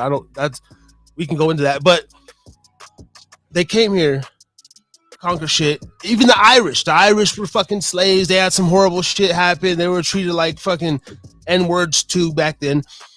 I don't know. I just had a rant about that. It's just like, why is it just Jew hate? And to be honest, I don't know nothing about a Jew, bro. I just know that they run the music industry and they're good with their fucking money. And I think they might have big noses or small noses. I can't remember what the stereotype is. I don't know how to spot one. I'm just saying. Oh, actually, I do by the names, the last names, like Stein, Steen, and all these like ding. If it sounds like a rich motherfucking name, it's probably a Jew. Now, I didn't say nothing hateful. It's a question, and it's actually props because they talk about the blacks. No, black motherfucker. Even in jail, bro. That's why the whites and the Mexicans run. It's like if the brothers got together on the yard, what the fuck? Bloods, Chris, it's like motherfuckers. These motherfuckers just together eating spreads. Like, it's mind-boggling, and it just goes to show like the mind fuck played on everybody, man. Like, I think the weird thing is just not understanding each other's customs to some extent. Like again, like for instance, like the whole Israel thing. That's of the very big, if you will, Jewish community under attack, if you will, right now. So they say, like before it was Gaza, it's like it's consistently somewhere, it's Palestine, like that's, yeah, a lot of these, even though you may not think about it to be this way, but it's like we're America, right? We're a melting pot. We're everybody. You know what I mean? We're our own. But we're everybody too, you know what I mean? And it's to understand each other's culture, and that, like, again, there's, no difference in if it was maybe a Black Lives Matter or whatever campaign or this or that. But again, the funny thing is like, yeah, you look at it a little different when you don't necessarily know how to identify that and say like, okay, well, why am I seeing this advo or whatever? Why is it that it's just this organization or that organization? Why is it a unified, like, don't hate group or something? You know what I'm saying? Yeah. Like, we're only 5 years from Epstein's death. We still haven't seen the files. Like, there's child sex traffickers working in your fucking school system. There's working coaches and shit. Like, I don't know. So it's just questions like, about like for instance, I almost sent you the link earlier, but you could look it up on YouTube. But there's this thing that we were talking about a few shows back about why planes were crashing and this and that. There was this lady, she was talking all about it, about breaking down, just why like that one with the helicopter and all on the tarmac in Washington crashed, and things like that, like some of what they said. Like, again, they still won't know for sure for the next couple of years, but they're going to be going over everything, and kind of trying to figure it out. But she could inexperienced in that field, because most of these people are learning off of screens, they're learning off of simulations, there's no real consequence in them, there's no real effects to be, having to, adapt to, yeah. I don't know, man. Some shit going around, going down. That's why I want to get too crazy with my mouth, Like, we don't know. Like, we still, for all we do know in this world, it's like, again, and we're still trying to figure shit out on the regular, like nobody really, knows, what is the model for life right now that it's like, oh, we're all supposed to live like this? Like, how does everyone just know? Like, you don't know it? You don't even know it? I know. You don't know the model? The model's like easy. Once you know the model, you can just do anything you want. I mean, how do you know though? Like, what it works for each person, right? Like, that's what I'm saying. Like, you never know, man. I know the truth. I know the truth, Jonathan, and you don't know. I'm just kidding. I don't know shit. Is there a code? Is there like a I won't. I don't claim to know much. hey? What if to get into the heaven the pearly gate there's like a secret the code or like hey, yeah they think the key's under the mat, but it's really in the light fixture or some shit. You're like, damn, but you didn't do what you're supposed to look up and see the light fixture. So and then the floor mat opens up like the thing in the slide. That'd be wild because you're supposed I to don't see the know. light. Oh, that's a good analogy. Yeah, you're floating up, but you never seen the light. You get to the doorway, but there was no light. I don't Oh know. shit! I don't know. I always kind of felt like, what's interesting is we live on the earth, right? And so we live on earth and our whole experience is here in life, right? And people always Yeah, wonder, okay, so where do we go when we die? Where do we go when we die? How does that work? Is there heaven? Is there hell? I think we get so stuck in our head that that might even be all one big version we sell ourselves that, like, the truth of the matter is, it's almost like if you could really chart all the history, like let's just talk about all the history, just like from start to finish, give everybody all the answers that you like, dude, do you realize how much that would be to compute even just to this point and on a consistent basis as we go forward enough just to just chart enough of everything that it's just like again, like every like I really believe that there's nothing that's too insignificant. So it's like nothing is entirely chance, nor is it, anyone is more or less fortuitous. It's just like, again, it's all experience. So it's almost like, what if you found out it's not even about how we just live here, and then there's some kind of hereafter, but it's kind of like all that experience we take forward with us, no matter how we go and when we go, because we probably go. But the truth is like there's a certain remnant of some shit don't change. You know what I mean? Like it's I believe almost like we could it's a possibly this yeah. thing could possibly keep going, and when you die, you're just simply born again, like a new baby. Every second somebody dies, there's literally a baby born, like, and you come back with a new body. Maybe that's how you're able to like recall shit, or like, man, you're so natural at this. Man, have you been bartending for years? Like, no, not for whatever. Playing basketball, nah. Like maybe you did something in a previous life, or I think that we're supposed to achieve certain things, whether it's for us, for our creator, whoever. And if you don't achieve those things, then maybe in the next life or there's something that each human must do, and it's something big, and I don't think a lot of us will ever achieve that. Why we're living, and that's like a sad thing, but I don't know, maybe we will, I but think maybe nobody really knows what effect we have, and yeah, that's what I'm saying. But you don't know what the fuck it is. yeah, Yes, it could be something I don't think that's a minuscule to negative. us. No, it could be something small. It could be a gesture. Who knows? It could be being the greatest scientists and the athletes that we've had. An inventor. It could just be, saving somebody else. Like you were literally born to like you seen the child slipping on the bridge and motherfucker. I mean that shit happens or whatever. Or the mother that lifts up the car, but damn, she got hit by a car fucking 2 weeks later. Shit, you know.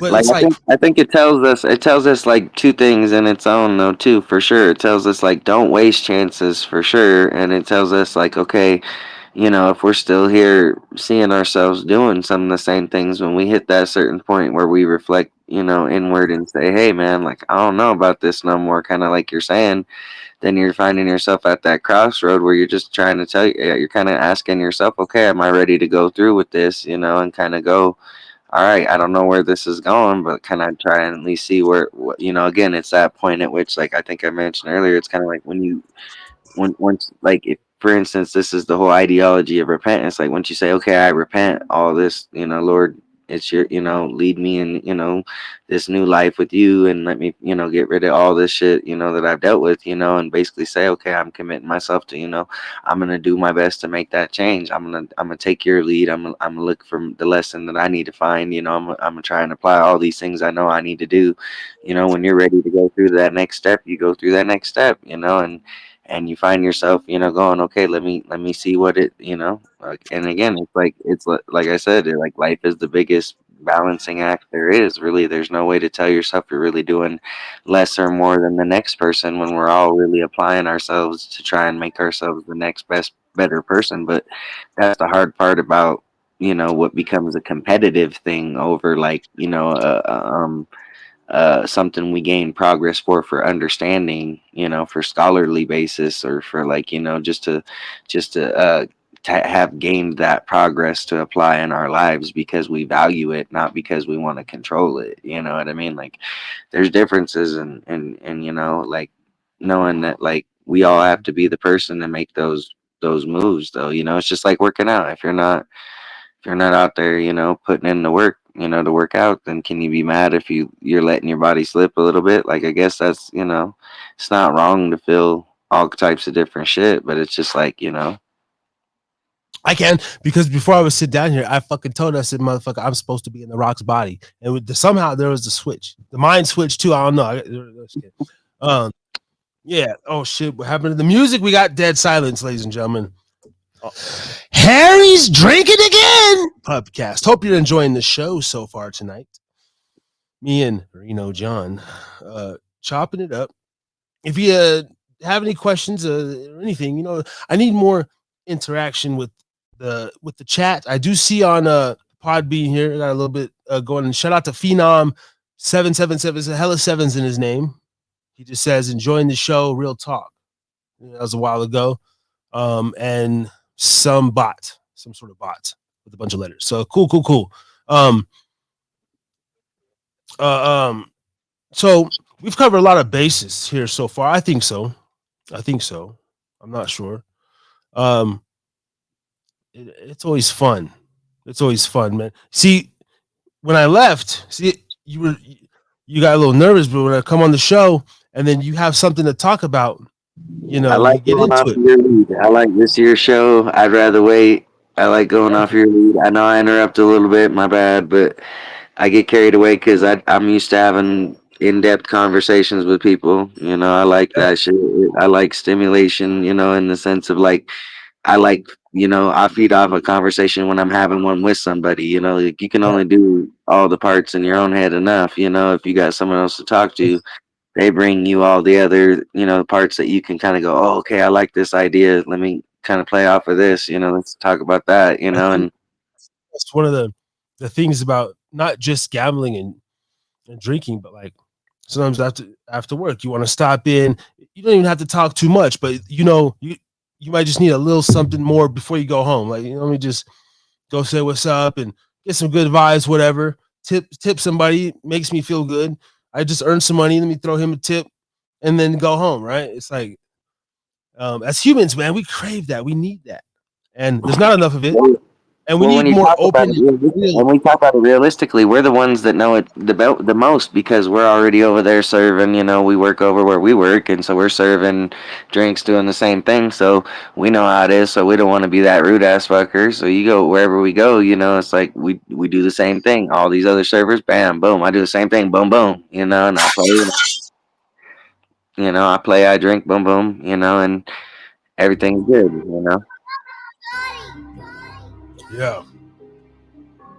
I love this business that we're in, man. The hospitality business, like, for real. As far as a job, until I get popping off with the Pubcast and selling merch and get me a little deal somewhere, man, just something. I'm gonna use my voice to speak. God damn it, and my creativity. I'll be a bartender, man. I'll be a bartender until I'm 60. I don't give a damn. Just slanging drinks, traveling the world. I might get older, got my grays in. I'll be on a beach somewhere, like fucking, still making drinks, dancing like at a luau and shit. Hell yeah. Because it's a good time.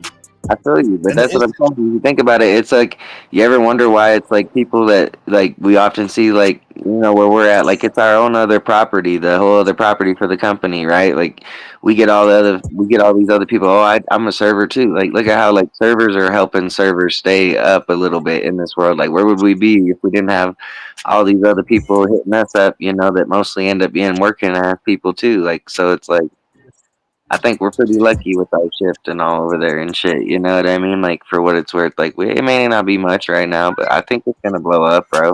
Like, I like what I do. I'd like to get up to bartending full time myself, but I still dig what I do, man. Like it's just, man, lately they ain't been doing shit, and that's just what I mean. It's just like, man, like you've had a lot of great ideas. We've had a few ideas we've gone over on this about like some of the things that it would be nice if they could do, and it's Yeah. just like I My don't know, my man. one of my goals,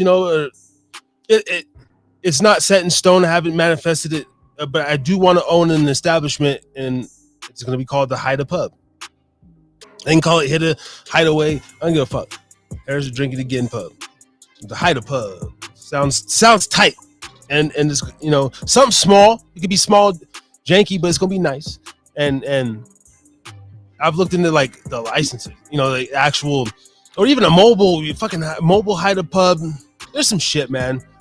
There's some Bro, shit. even if Or you a little even if snow you cone research stand. it, I even got if the you alcohol research it, the underneath. radio stations a little bit and had them just like kind of like do a couple of your excerpts or something here and there through the shows and shit or whatever. Like I could totally see you linking up with somebody like along the way. Like even just think like local radio Yeah. stations would probably welcome kind of some of the back and forth kind of ways you guys could probably play Oh, out give me off. a little 15-second spot. I'll work for like I've only tried and it was only the thing I seen open. I haven't went down to like the whatever 92 whatever's here. It was the rock station or whatever. They had something on Indeed, and I didn't have the experience, but I called them and I said, can I just be an intern? I said, I'll come in and work for free. I'll mop the floors. I want to work in this setting. Like I like the bar is cool, but as far as like what I want to do is just work in a studio or do production. But I'll do the mail room, I'll mop floors and stuff, and but that was no. We gotta start somewhere, man. Like I've heard I'm it trying on to the get into radio myself announcing, where they're maybe, looking for like maybe. radio talent, like voice talent people, man. Like so like I know that's crazy that it's like you think about it, why don't they help like local people with their channels and then vice versa? And then like if people that like happen to view your shit like or pass your views along because they're like, hey, check this out, like funny how it'd be like you guys could both like benefit off that, you would think, and it's funny that like again, like the way you're coming, you got a lot of good ideas, and again, even having your own little place eventually, like, even if you were like that total like pirate radio, if you will, like your own damn self, like that's kind of cool. Like this is, channel, Yeah.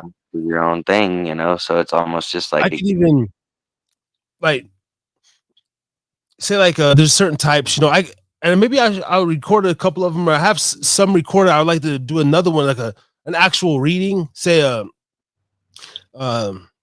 actual like say, it's not my show, but I work here, say 2 to 4. I cover the slow hours, and there's like, yeah, this is your script. Every 3 songs you say, KZ 103, and this week the carnival's in town, and play some more music. I'd be like, cool. I'd get my own little niche, my own little voice down to do it, and I'd be happy with that for right now. And then to me, that's a stepping stone, and then another stepping stone, and then that's how my mind would process things. But like that would bring me joy, man. Or announcing like high school football games or something. Down at the 10. You know what I mean? Connor O'Gwen there for Reno High. 34 yards on the play. I'd be a fun dude though. Like a little, but hey, if I could stick to a script, yes, sir. So yeah, man. That's my path. That's my dream. I want to just use my voice, man. And my brain and my writings and just works. Not physical. I don't want to do physical. I always felt this is what I'm supposed to do. Basketball is my first love, but then I found out writing and then music. And, from there, it's just like, the vocal box. I don't know why I smoke so damn much, because you need these. I don't never want to lose it. Yeah. Hey, so of all your senses, gotta play the sense game. Shit, you have to lose one, but you can only no, fuck it, you gotta lose one sense. Well, excluding feel, you only got 4 to choose from, but you still gotta lose one. You can't feel shit no more, but you gotta still lose one more. but you have a nice life, bro. But two of your senses gotta go. I don't know. What are you choosing? I don't know, man. That's crazy. I think about this a lot. I don't ever and much love to the blind, bro. Like people actually working with shit. You guys are strong people, and God bless you because that's why health is wealth. But anyway, Okay, I got a twist for your ass. I guess in a way, it's a twist for your ass, but it kind of matches the answer, I suppose, in a way that I'd give. I've always wondered, like, okay, again, it's so hard in our society here because we wouldn't make it, the way everything would go if we didn't respond. But like, I've thought about, like, okay, if you try to take on like the vow of being mute for a year, kind of thing, like Tibet, like monks and okay. stuff do, and things like that. Oh shit. Like, so I could see where if I like had to lose any sense, like I'd rather still kind of see shit. I don't know. Like maybe I could live if I didn't have to say shit no more. But that'd be kind of hard either way. You kind of fuck yourself either way. But it's like I could probably live without the sense of being I able to like that speak. twist. Like, I mean, 'cause I've always wondered, like I could probably live. I probably could. Like I could see it, but it's just like it would be a struggle. I know that it'd be a motherfucker. okay, but you didn't answer the first one. You gotta still lose. You got okay. You can have your feel. You just gotta lose one of your senses. To not be able to say shit, like to not be able to say shit, like to be mute. Well, touch, taste, feel, smell, and sight. That's what I'm saying. It wouldn't be just it wouldn't be just taste. That's what I'm saying. I'd lose. I had to lose the whole. How to be audible. You know what I'm saying? Like that'd be a motherfucker. But like to Well, yeah, not be that's able not technically to be mute. sense. You gotta lose your vision, your hearing, or your taste, or your smell, or your sense of touch. But the audible is not in the taste. See, you're playing it smart. You don't want to put it out in the universe. I get it. I get it. See, I'm trying to trick you, bro. Because once you say it, you might wake up tomorrow. Didn't know I was down here doing voodoo on your ass and shit, and everybody watching. Follow me, subscribe, share it to a friend, and double me by next week. Oh my god. Hey, to be honest, like it would suck not to see shit, man, because all these beautiful. Oh shit. So, but like honestly, man, I wouldn't have to worry about no pussy, no pornography, no fucking nut, and then you probably because my smell's already like pretty strong, so I would just as long as I could smell a woman and just feel her. Oh man, I get up all day. I ain't even gotta see you, girl. You could really enjoy her. And that scene in Ray, the movie Ray, when that beautiful woman get brought to him, and I think he touches her then he touches her wrist, and like does this little slow seductive move on her arm and shit, and she's like turned on her, so she's like, oh, that'd be some shit. And then I honestly wouldn't have to worry about like, oh, did you see that? I see shit. You ain't getting tired of nothing. You know what I mean? Like, or you wouldn't see your death coming. So you could literally dodge death. Or not dodge it, but you wouldn't see it coming. Oh, heavy shit. That would suck though, man. Because there's a lot of beauty to see. Yeah, probably smell. I think most people would probably choose smell because even though you can smell beauty and life and the flowers and stuff, but you wouldn't have to smell no raunchy shit or nothing. No more like, yeah. Anyway, that was like a random question of the night and shit. And I like to be random and stuff. Think about weird scenarios in my head. You're good. They get way weirder than that. I'm telling you. Where do we want to go from here? I see a few people up in the building. Shout out to everybody. This is where, I say like and subscribe to the channel. I'm not even trying to do a Trump. I'm just doing be sure that I don't give a fuck about none of that. They say do it and do it. No, I hope you do. If you like what you're seeing, hearing, it's only the real. And I come in different forms. You never know what you're going to get as far as the guests and the people, the banter. But it's always going to be a good time. And if anybody gets their panties in a bunch, you get your ass out of here. Okay? I don't want you anyway. Motherfuckers. So, and Hey, baby, here's my baby right there. No, seriously, I was watching this shit. I was watching this shit earlier on YouTube, right before you kind of gave me the link to join up on the show, and it was like thermonuclear war, right? And they're talking about like this expert supposedly on how it looks like. She says it would only take like 30 minutes for an ICBM, one of those like heavy ass missiles that they could send from across the whole globe. Everybody disintegrated, huh? Like a 30 minutes. motherfucker. 30 minutes it would be take to go from coast to coast, basically. So from one side of the I world, mean, you ain't got shit. You ain't got shit. 30. I mean, honestly, that's kind of cool because, hey, man, I don't want like if I know some shit's coming. I mean, dude, the world's gonna freak out. I'm gonna just gather my loved ones. I'm gonna be like, and dude, we're just gonna chill out for like 30 minutes, maybe 28 by the time we get the thing. but they say the president is the only person that can approve of a nuclear strike in any point in time from our government. The president is the only person that can ever really do so.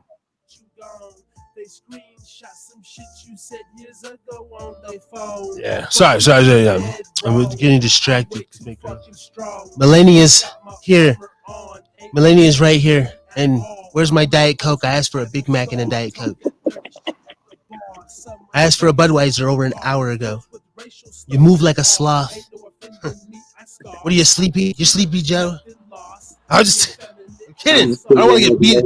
I want to get beat live on the show, ladies and gentlemen. Just chill with my dog. We're just Hell sitting yeah. on the porch. We wilding, man. We wilding here tonight. Harris drinking. You know how we do. And as I was saying, you never know what you don't get. It's just a cluster. You know, it's a big cluster. But I like it, man. Like I was telling Mr. Shannon last week, man. Hey, no matter what, I feel lighter after I get off the motherfucking show. Thursdays makes me feel better, bitches. I don't give a damn. And he's like, it should. Like, it's I guess it's my therapy, but it's therapy for those who I guess can stomach and just fuck with it, man. And then from there, hell, my name ain't even on the face of the building, only the name. And motherfuckers still they go to O'Reilly's, they don't even know who Mr. O'Reilly looks like or nothing. He's rich as a motherfucker. Let me ask you a question real quick. Have you ever watched the original Walking Dead series? No. No? Never. Shit. Well, okay, let's just say, okay, it's like... I've lived The Walking Dead. Bro, my life is Walking Dead. Never mind. Go ahead. No, I was just saying, let's just say breaking it down in this one whole segment they have, which is not unlike a few other things they've done before, but like... let's just say if like we found out, like for instance, because somebody tried to tell me, I think it was Maria tried to tell me the other day, one of her daughters said that she called her and said, did you know like McDonald's and KFC is feeding people? And I'm like, do you know how fucked up do you know how fucked up the world would be if we was fucking actually eating like real like everything we was getting? I'm talking about everything. We buying ground. I honestly wouldn't. I would bet there's at least a 0.1 chance that there's like human flesh in for sure. Has to be. Or lab grown meat. What the fuck is lab grown meat? It could be it could be scabs, bro. I don't give a damn because I chew my own nails, I eat my scabs, I suck my blood. But I don't want to eat other motherfuckers if I know it. But if you ground up flesh, that would be. I'm just saying, do you know how fucked up that would be if you come to find out like the whole processing version of everything is just in general, like all the ground beef you get, is it really cow? I'm just saying, what happens if we, how do they have that many cows? Like, do you have that many cows? Think about how many cows there are. Because I want to think that I'm eating, bro, I grew up listening to Brother Lynch, so I've always been on some rip gut shit. And that's so nasty, bro. I think Richard Donner is a fine man. I mean, I'd eat some people. But it's like look at people. So fucking look at people. Like that's fucking crazy, dude. Like people that actually eat people, like cannibalistic and shit, right? Like that's fucked up, dude. Like, how do you justify that shit? Are you wearing a wire? Oh wait, we're already live. Because I was gonna say I actually have human meat in my freezer. Oh my gosh, I'm just kidding. Oh, what? That'd be fucked up if they come to my door and shit. Y'all watching, huh? Y'all watching this shit. I got a mother haters are watching. Hell no, I ain't got no human nothing. Fuck that. That's some scary shit, dude. I was just scrolling on Netflix and that Dahmer shit. I watched the original Dahmer, like the original, and then they got the new one. I watched a little trailer they got when you just scroll past it, and it was the same. It was like a different whatever. When the little Chinese boy that he drilling his head, he's just drunk, officer. What a scary dude. That's fucking scary. That's why I just want to be kind, bro, and just like I'm a chill cat, because I know shit could get evil quick, bro, and you know, I don't have no reason to test nobody, and I hope nobody like tests me, bro, because it's like that's scary, man. Life is so fragile, and this road rage and this bullshit, motherfuckers don't understand that. Like, it doesn't matter. It's nothing about being fuck tough. I'm scared as shit, because you might make me react. I overreact, and I did something. And now my life's over, or I might be so stupid, and then you fucking do something, and it's just like. I've always understood that. I don't know. So that's why I'm just even kill cat. And, you know, I guess like even like as a police officer, dude, like fuck man, I don't know, fire a warning shot or depending on the situation, like I could see firing a warning shot on your property or etc. You know, but there's not just, you know, kill him because I don't know, but obviously your life's in extreme danger. You gotta pop his ass right in the forehead, okay? But like to me, there's I gotta extend a little bit, you know, what's the word? Care, whatever the fuck, generosity and shit. You know, like you know, I could see like, say if I was a police officer or something, and there was a, you know, crazed, methed out, steroided out, whoever the fuck is a crazy person. I would like to think I would have some compassion and still, you know, hey man, you know, stand. You know what I mean? These motherfuckers will shoot. 6 cops will fire on one motherfucker with a knife. And they talk about justified. It's like there's no justification in half of like a lot of the shootings and stuff. You know what I mean. So you know, but still, shout out to the police force too. But it's just like, damn, they'll fire all their damn rounds. You know what I'm saying? You heard these stories, Yeah. in the car and shit like that. And it's just like, so maybe I couldn't do that job either, man. I'd be getting written up. Hey, you let another suspect go and this and that. Yeah, but he's saying you confiscated his, you know, whatever his money. I didn't do that, but you know, I don't know. I'd be forgiving on people, man. I should be a judge. I want to be a judge. I'd be the most lenient. I'll be hard on some shit, but lenient enough, man. Yes, sir. What are you in here today for? Well, it's like. You know, and they heard their story and they had letters and their family there. I'd be like, okay, fine, this and this, but like, I'm not shipping up people upstate for stupid stuff. And I'm going to show compassion, especially for a little misdemeanor. Maybe it's a heated argument. Well, here, Mr. John, it says you clocked Mr. Owens in the mouth. He was disrespectful, said something about your child and this. Several witnesses said it was, you know, not your fault. So, you know, I see nothing here. You're free to go. Thank you for standing up for yourself. You know what I mean? Like, hopefully your jaw heals, and I don't want to see you back here again. Good day. It's just like, that would be badass to have that kind of power. And then you go home and like, I feel good. Like I let the right people go. I ship this fucking chomo upstate, you know, whatever, you're going to get fucked off. But, or, you know. Damn, bro. That'd So be crazy. I don't like to easily preside over some shit like that. No, I don't like being the judge of shit necessarily, to be honest. I would love that. But not like a crazy, no, man. I'd be cool. You know, I ain't, you know, the payoff comes and I'll be like, I gotta beef with my security, dude. These motherfuckers trying to pay me off, and then, fuck you, dude. Okay. I'm a fair and just dude. Because I'd still have to be able to go home and play with my kids and not think about evil shit that I was doing at work. I feel like, what's one of the worst things you've ever had happen to you at a bar, like when you worked a bar? Worked the bar? Nothing really to me. Like worst thing, like to me, well, I got called it, saying straight up Igor, like straight up Igor, bro. Like, and I was Oh, just shit. like, well, he was using it, and then he's like, well, what are you? Are you at? And I was just like, and this was at the airport and shit, and I was like, oh, this motherfucker, dude. And we had some words, and it was shift change, bro. And she said, yeah, I said, hey, and they're using some language and this and this. And the most fucked up part about the whole story, there was a black man with them. It was two white boys, it was two woods and shit. And they're, working guys. And there was a black man sitting there listening to him, laughing, taking this shit. And I looked at it, I said, hey, bro. And we had a whole thing, like me, the three dudes. And then, they eventually left and shit. And, I don't want to get the whole, but I said, hey, bro.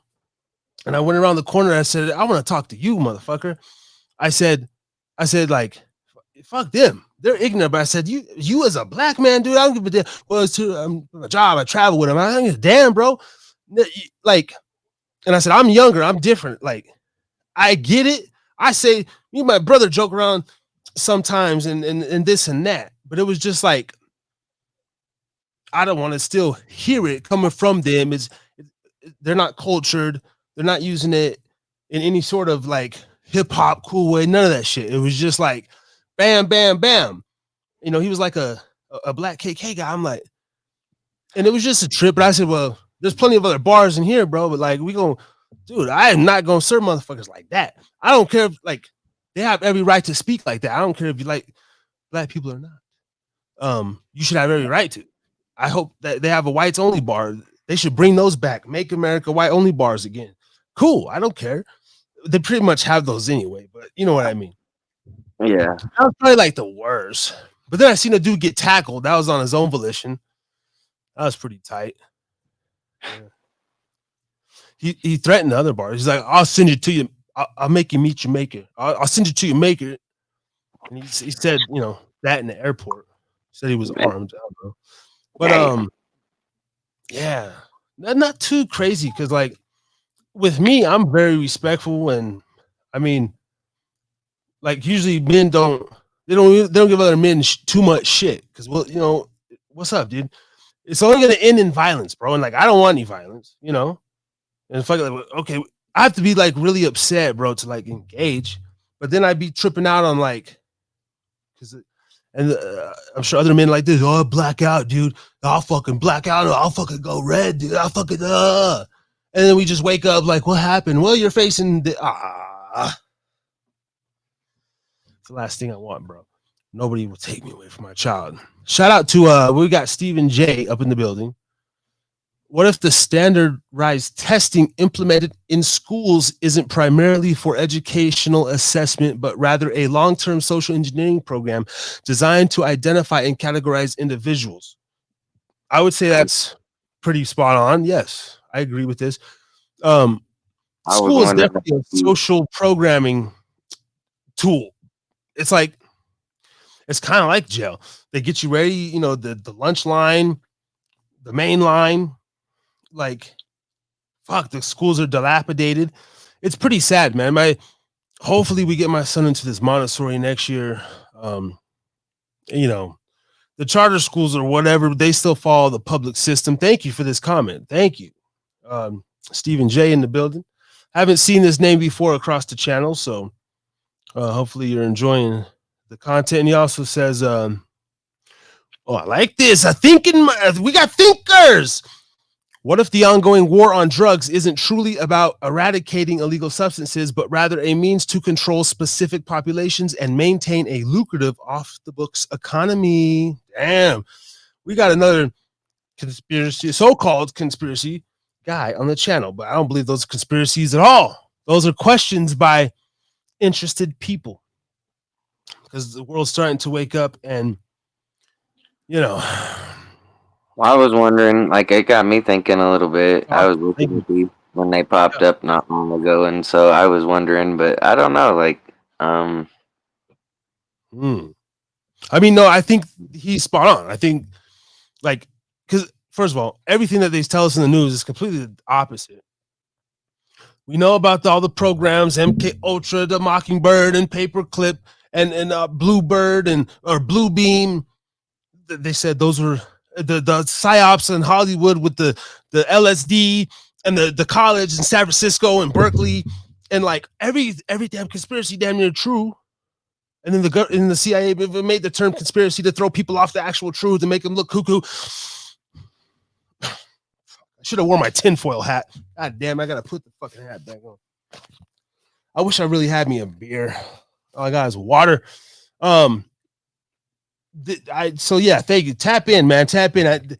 This is the core audience that I would like to gauge. People that buck and question the system, and you know, they don't say grape and stuff like this. I'm not, essay. If you were sexually assaulted as a child, please notify the authorities. I don't know what essay. Anyway.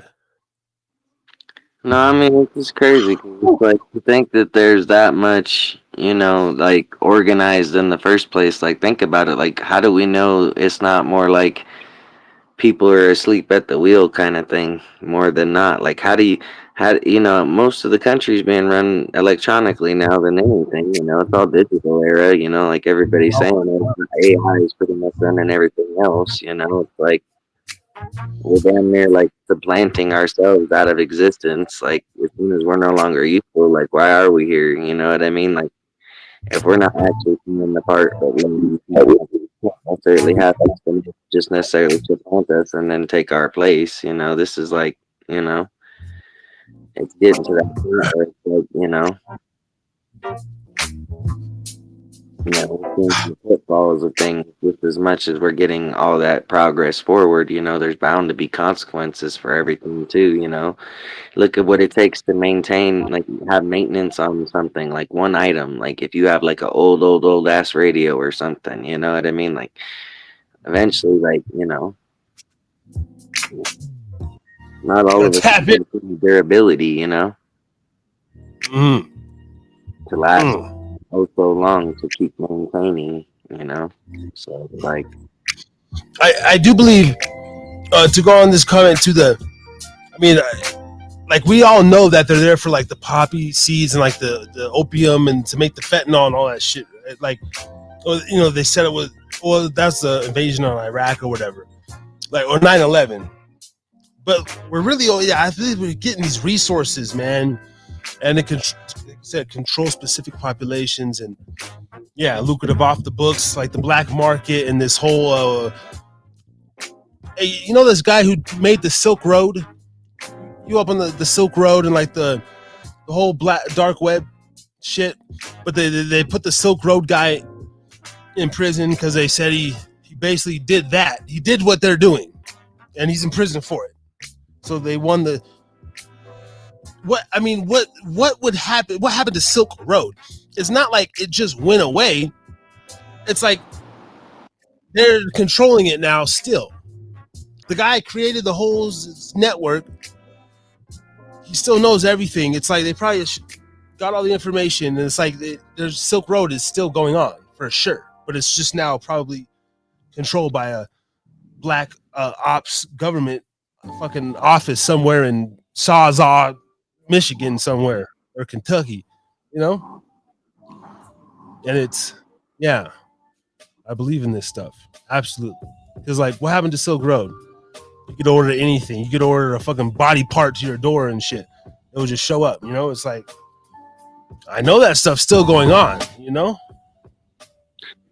I mean, that's the hard part about it all is like I don't think everything is as organized as people believe, like I don't really think. I think that's the thing is I think people like, for instance, like why it benefits the president to have plausible deniability in any situation, to just be like, hey, I don't know nothing about what you're talking about, because truly they don't to some extent, like I think that's the thing is like that's what some people truly believe is like somehow like, oh, ignorance is bliss, to not even know it. But it's like you're probably right. There are probably a lot of shady ass things. Like I mean, look at how I guess like, on another note, human trafficking, like that is something they're like starting to like, and it's funny because it's not something they're not aware of. You know what I mean? It's like you can't tell me like CIA, FBI, all these agencies don't already know plenty of things about, and again, to the fact that like this gentleman was saying on some of his stuff, these are all things that like,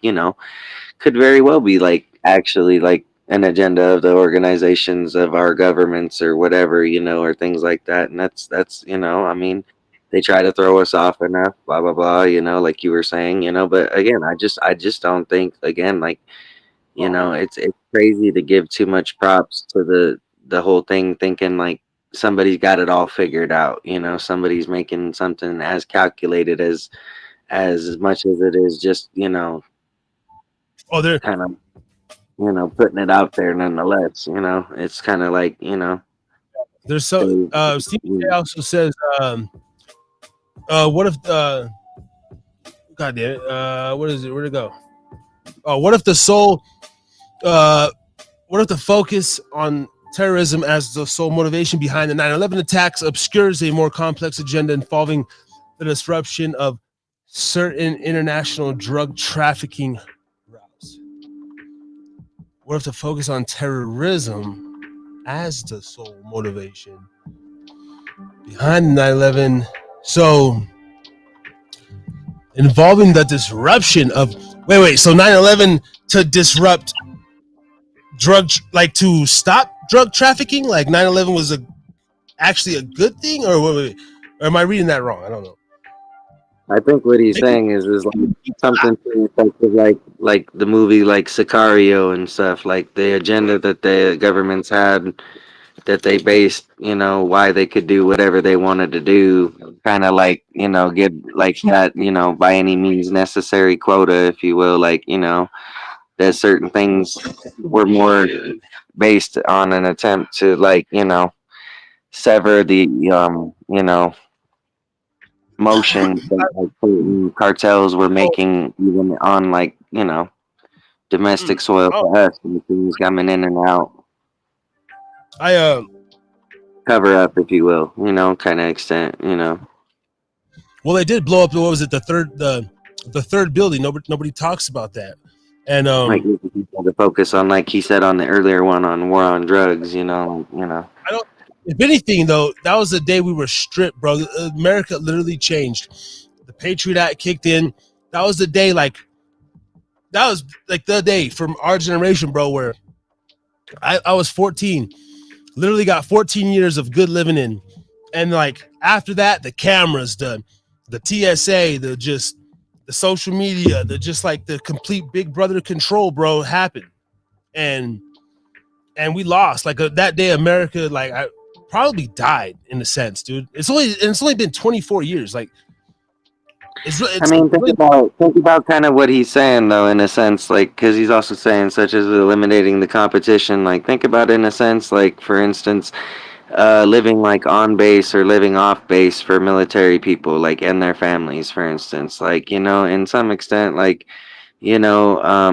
there is this sense of order and control that people are requiring, along the way, and it's also the same in like these affairs, you might say, I mean, I would think, I'm not too sure, but like, I mean, again, that I was actually watching, I guess the closest thing that comes to mind is he's mentioned some of this would be like the questions that come up when you think about like the movie Sicario. Yeah, like, like why there are these people out there that, do these things, and you never know, and you think about like, okay, so like there are these agencies doing what they do, and you think about, okay, so doesn't that mean, like, I don't doubt that there's a certain amount of like we're all being monitored to some extent, or like you're saying, like it goes up to all these, like age-old tales, you know what I mean? Like, I don't know that it's as organized as people believe, or it's as like, I don't know. Like, I feel like all you gotta do is literally watch Snowden and then listen to any Snowden. There's like a dude literally just sitting there. He can tap into your fucking phone. That's why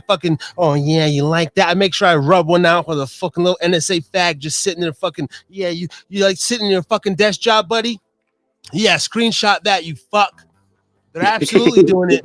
Those motherfuckers listen every time you fuck, every 7 seconds. You say code word. And there's like a red book, there's a black book, and a blacklist, and like you're in it, bro. Every time you say bomb, bomb, bomb, body in the freezer and shit like that, you know, but it starts to like trigger you, and the algorithm like maybe he should put him on the red list. But I'm not crazy, bro. I'm not crazy. I believe, Bro, dude.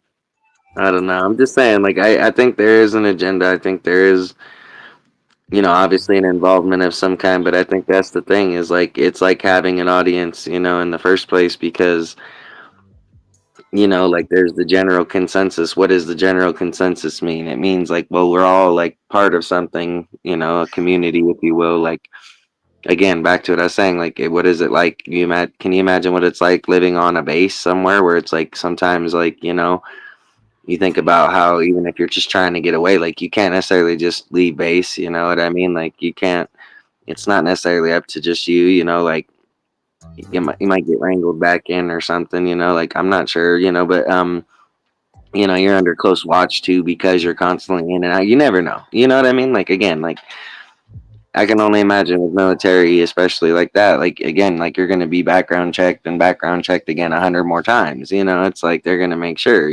Like there's always been people that have like come forth and like they admit that there are these like agendas, there are these programs, there are these things going on. But it's like I think the reason why I just think that again I don't see a lot of this shit as generally like well played out. You know what I mean? Like I don't think it sticks to any like it has to operate like this, it has to be like that. I'm just saying like it's kind of like we're riding out a machine, a monster in its own, like we're riding out the effects nonetheless. So it's like, you Stephen know, J say one last one for you guys. I guess he's still typing it. Anyway, I mean, one more, yeah, one more, man. Let's. I love it. Question everything. It's just questions.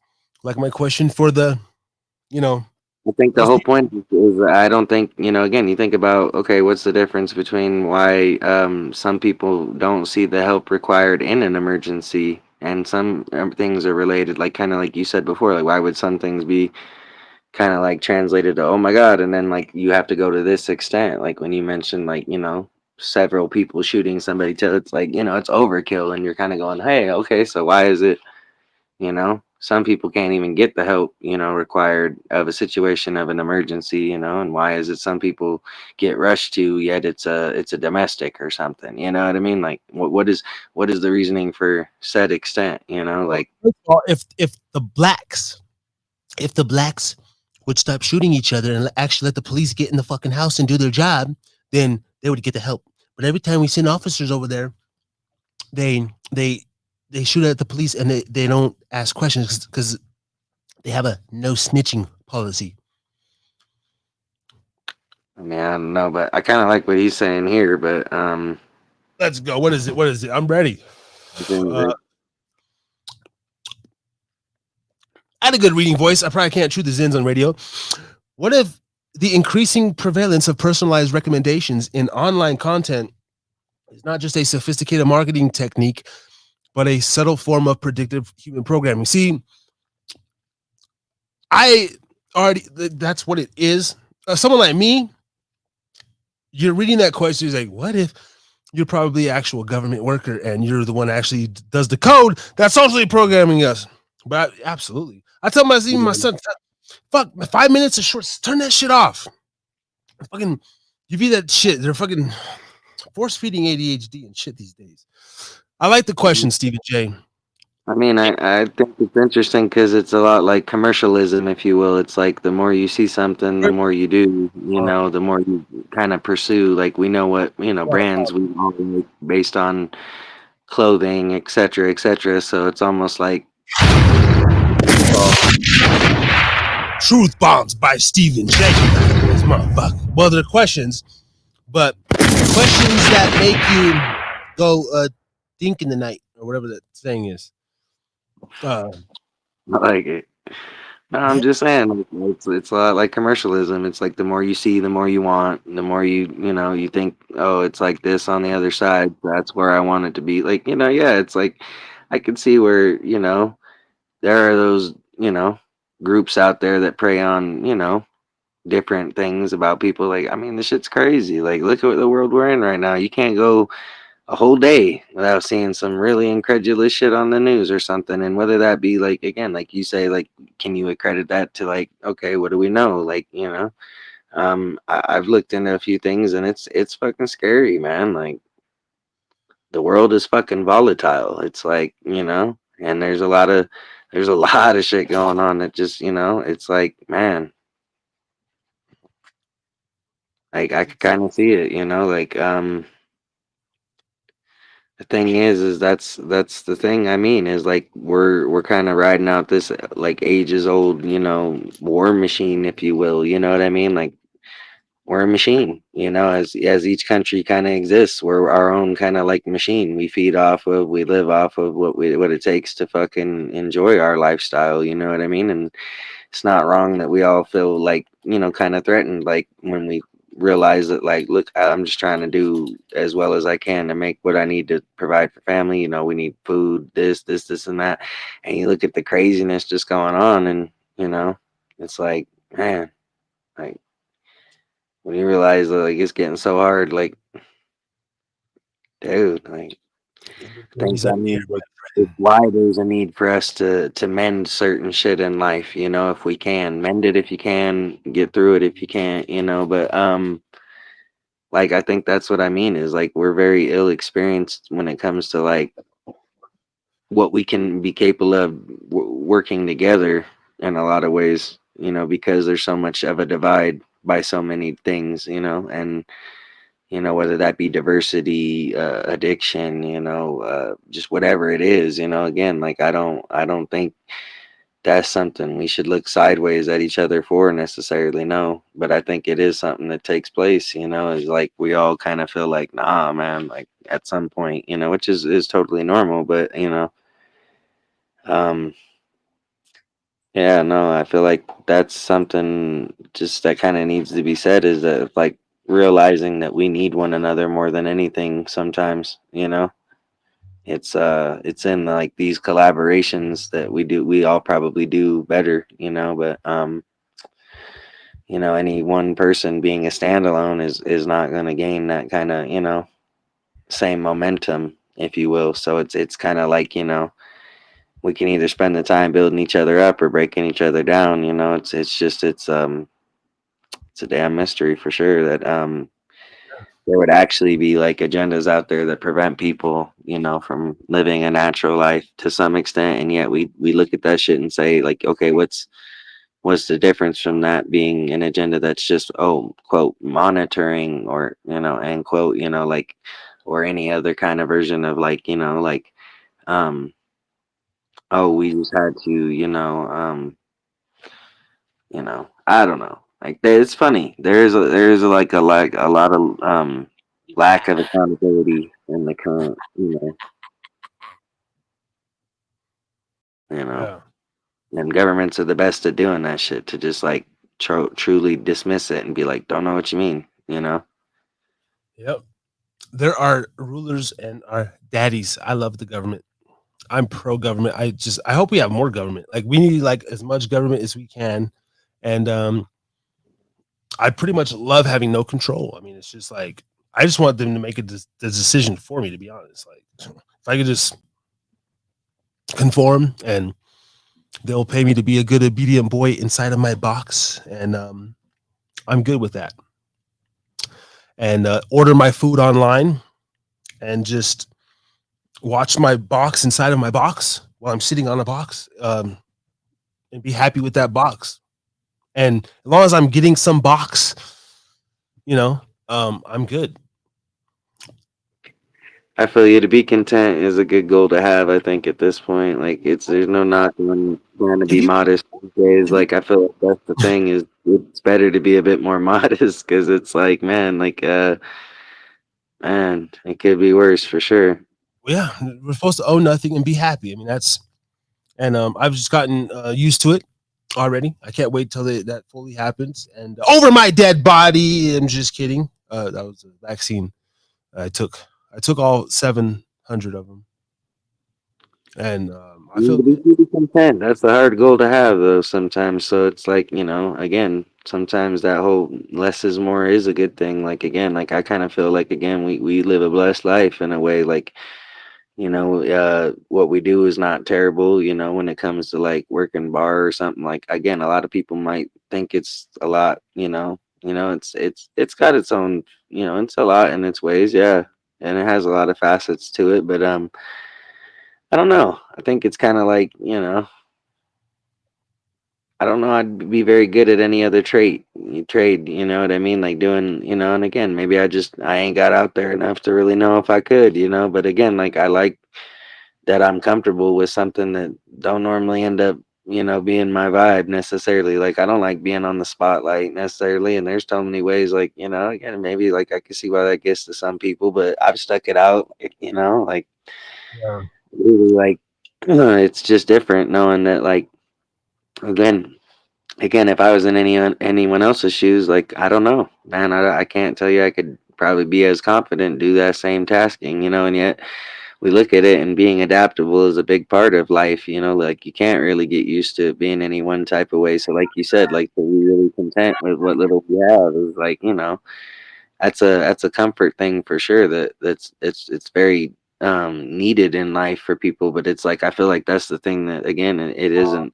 realistic that we're being tested in different ways that like let us know that it's like, hey, don't get too comfortable, you know what I mean? Because like he's saying, like, there's obviously, you know intent, there's agendas, there's other things going on, like, that's a good point, like, you never know, like you really never know. Like, shit could be worse, like, so like I definitely feel like, the hard part is knowing that, like, even for the government, like, there's no good decision in some shit. Like, imagine 99.9% of the time you're gonna make a decision, somebody's not gonna like it, guaranteed already. Not to give it, like, hard to be that effective is all I'm saying. Like, again, that's why I feel like even if there is a organization or several or agendas or this and that, it's like I don't think shit is as figured. You know what I mean? Like, I don't think it's as fixed as people believe. Like, I think there are little jabs, there's little cues, there's little,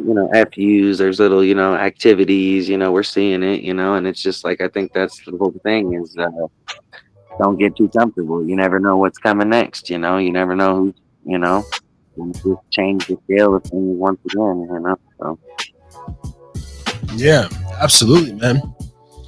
Um, if there's any more questions in the chat, that'd be dope, man. Because I feed off this, and it helps the content, helps the engagement. So thank you. And maybe if I was more direct in the topics and stuff like that, I could, I'll get there, possibly narrate better and things like that. But I do appreciate it. I'm gonna wrap up here probably in a little bit, John. Going on the 2.5 hour mark on a Thursday night. Episode yeah, 130, and I believe, shit, this you were here in the 120s early, something. So it's been a hell of a journey, man, and we're gonna continue. Um, before you go, man, last words you want to leave the people with, man? Any inspiration or death threats that you want to, or any racist epithets that you want to lash out at the, before you leave, you know? I don't know. Probably not. Like, not tonight. I'm not feeling it too much. Just, I don't know. I think a good thought though to leave with would be like, um, knowing we're all going through some shit right now in some form, in some way, and it's, one extreme or another. I think the good thing to say is just be kind to one another. There's definitely, good cause for it all. Like, look on one person and, instead of bringing them down because, they're shining or something, having a good moment or something, like uplift a person, see that maybe make your day, like, a little bit of kindness goes a long way, maybe let's not take it out on ourselves, you know what I mean? Like whatever we're going through too. Like, like you had your doubts at the earlier point of the show and all. I think like, it's been a fun time. Like just kicking it. I know we probably didn't go very far this way or that way, sometimes even in a conversation, but it's been fun. Like we let it kind of air out a little bit. So that's good. Like had a little bit of collaboration with Stephen J here and a couple of notes. So Little I by don't know. I little, think I think that's the thing. It's progress, not perfection, right? it's progress. Just nice vibes, man. Uh, Something the same but a little different. And it's really the people that make like any establishment. It's the actual people. It's the fans. It's the supporters. It's the people who buy the tickets. Us. And maybe that's my problem. Is I'm the so-called little people. I'm even if I get up there, I don't really feel that comfortable in like super fancy places and people. Anyway, it's like this is I don't know. It's weird. So I'm for the people, No, that's man. good. Sinners and saints, come as you are. Sinners and saints, welcome. Yeah. Yeah. Been waiting on the damn intro. You waited to the end of the show. There you Well, go. well, it's really the motto of one of the mottos of the show. Well, yeah, never know what you're gonna get.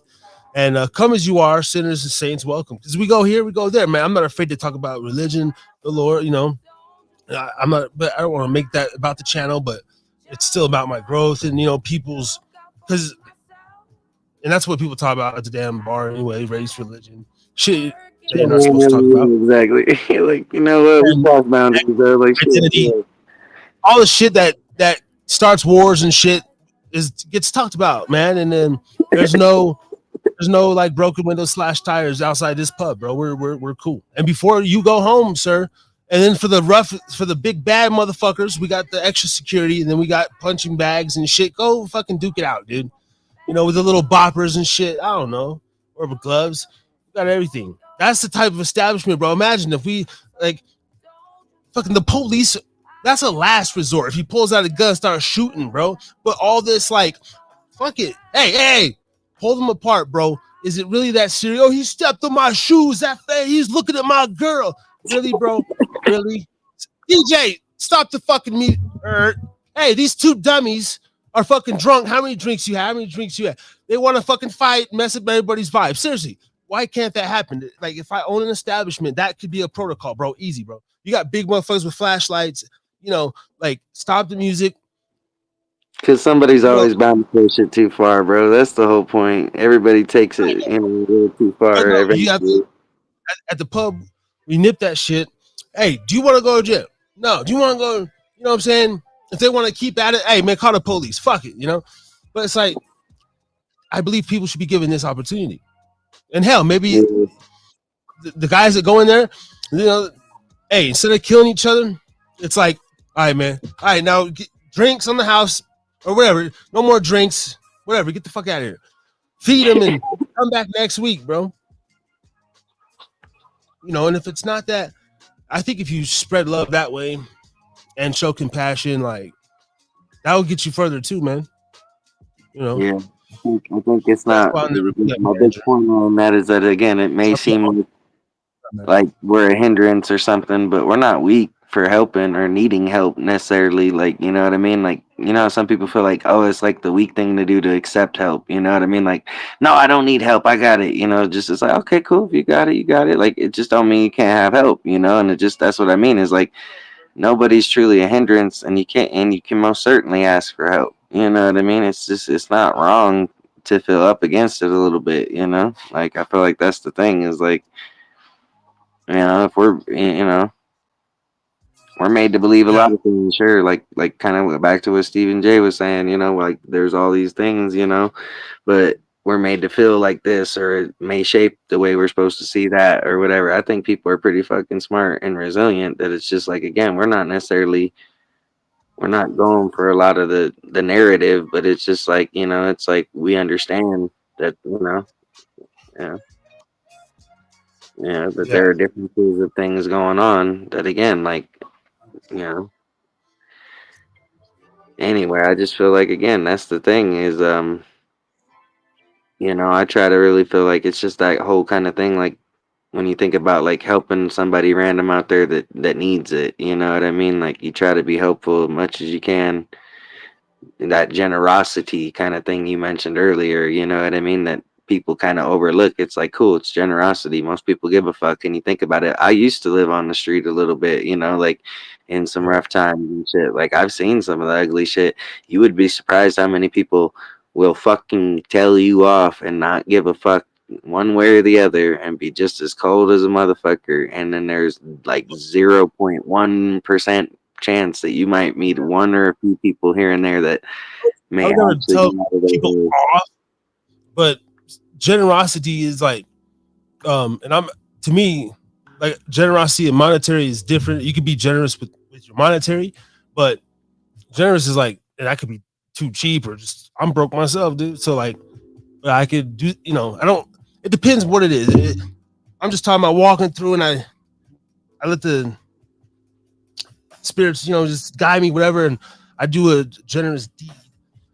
I think that shit's more than money, you know, sometimes. And That's what I'm saying. Think about the yeah. actions that can take place. It means a whole lot more to somebody that really needs it sometimes, right? That you know, you don't often see that very often, you know, and a lot of real shit. Like you ever see like I don't know if you scroll YouTube or nothing, but you ever see those different little random like ones that are always trying to relate to somebody or something and it's like, oh look how nice so and so is, you know, because they do this, oh it's such an you know, and it's kind of like and the reason why it's getting lit up is not necessarily any less because it's the who they're talking about it happening to or some shit like, oh no one knew it was so and so, you know, but it's like the big thing that they're really trying to convey is look at how the little nice thing that somebody did actually is the thing we're trying to light up. Like look at how that has a more, you know, reasonable lasting effect. You know, I think that's the reason why people often like yourself is saying like, look, I don't have all the answers either, brother, but it's like, you know, I totally agree with like, I don't know shit, but I do believe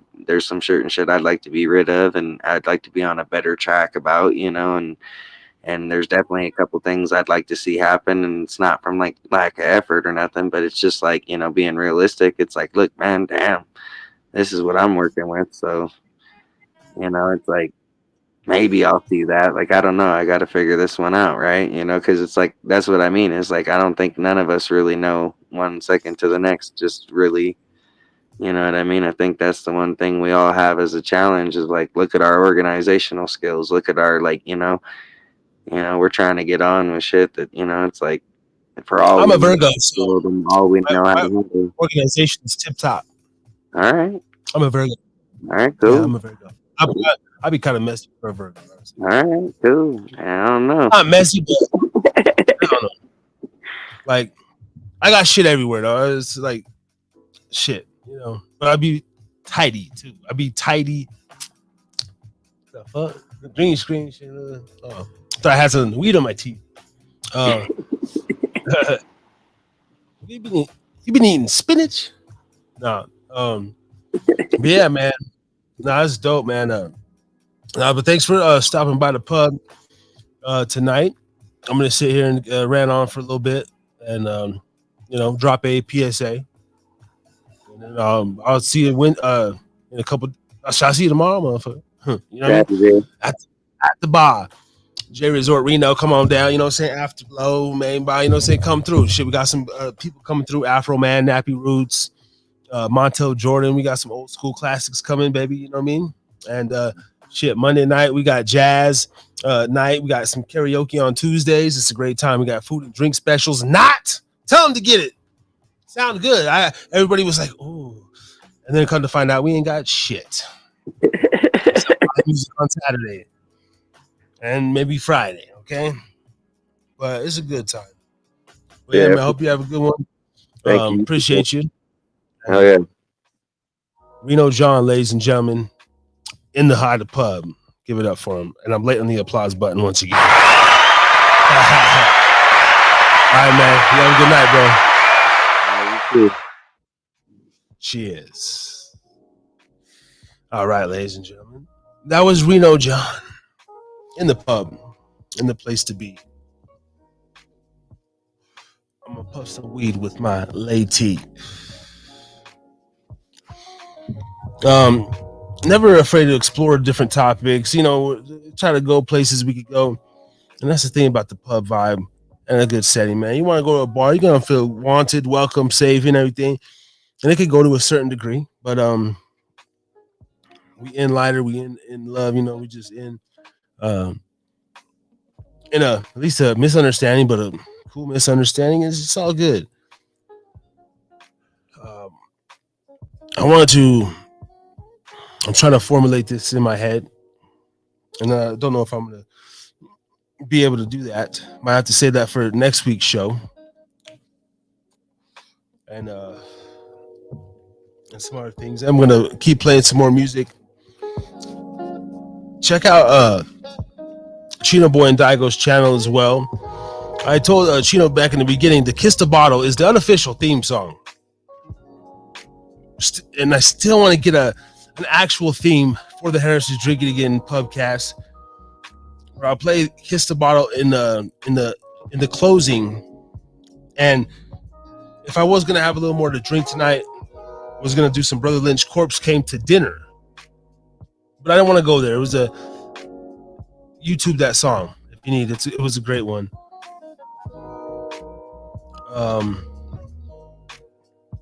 Let's just take a moment to enjoy this drink right here and look at this lady with this fine ass. Even though she's really not my type, it takes a lot to update these. Not a lot, but I didn't find like the right kind of photos for the ladies, man. So, but it's all to the good. I actually got nothing else to say. I'm going to save it for next week. I appreciate everybody for tuning in and that has joined. Hope my therapy session was cool in the rant in the beginning. I feel good. I always feel good. I feel lighter when I leave the show.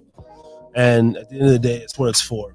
I got to, we all just got to just keep on trucking. That's what it's about, man.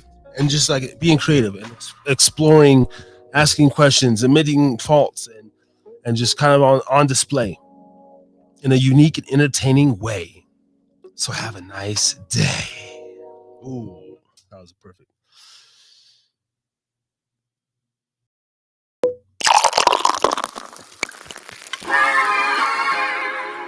That's right, that's right. Up on a wind down. Stephen J up in the building one more time. Let's see.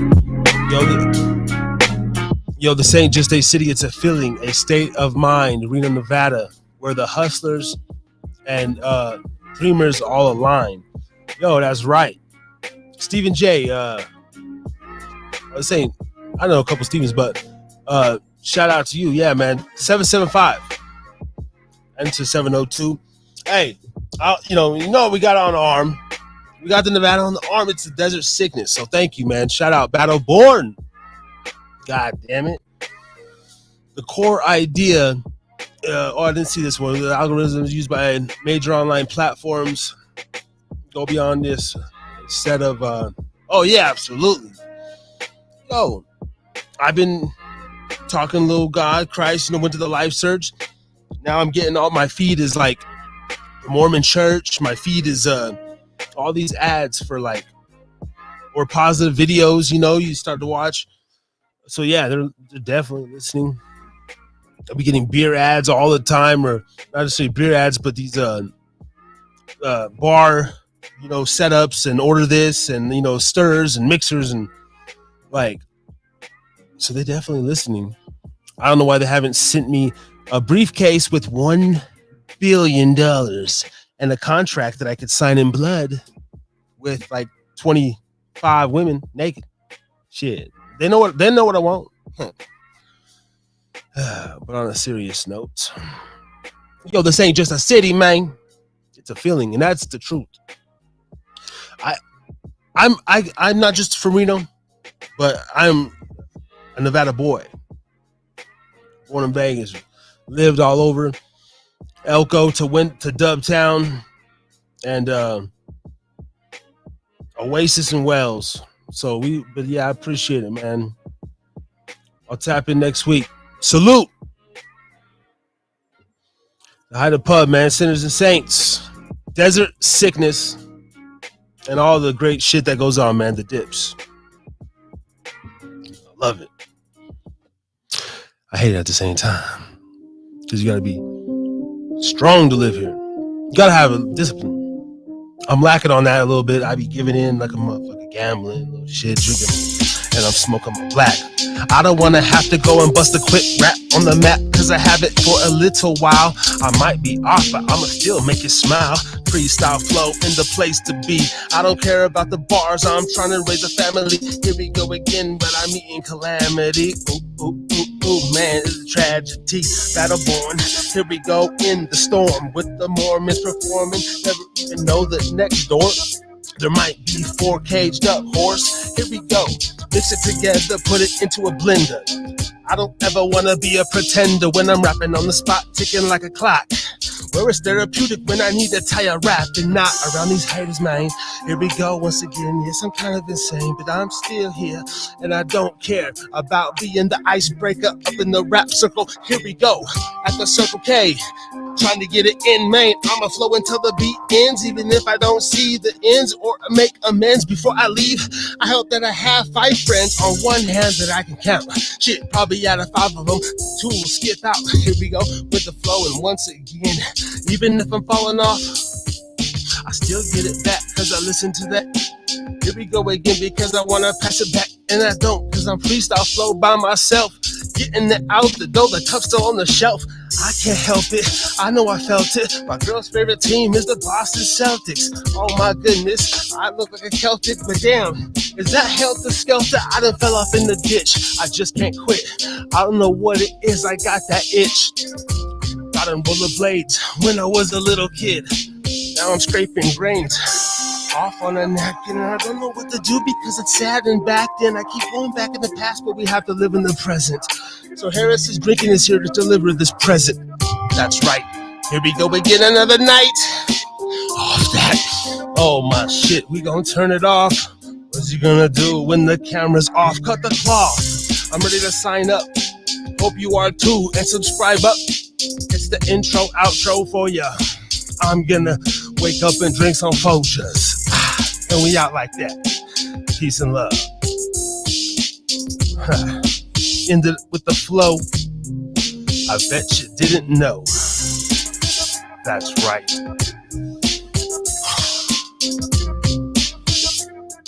Ain't gonna lie. I know I got it. But that's how I do it, man. So easy. And then the other rappers in the shit, like in the then they start busting. Once they, you know, I'm the icebreaker, the set it off guy in the rap crew, you know, and so that's what it is. Peace and love. We out. I'm looking for I can't find it. We'll see y'all next week.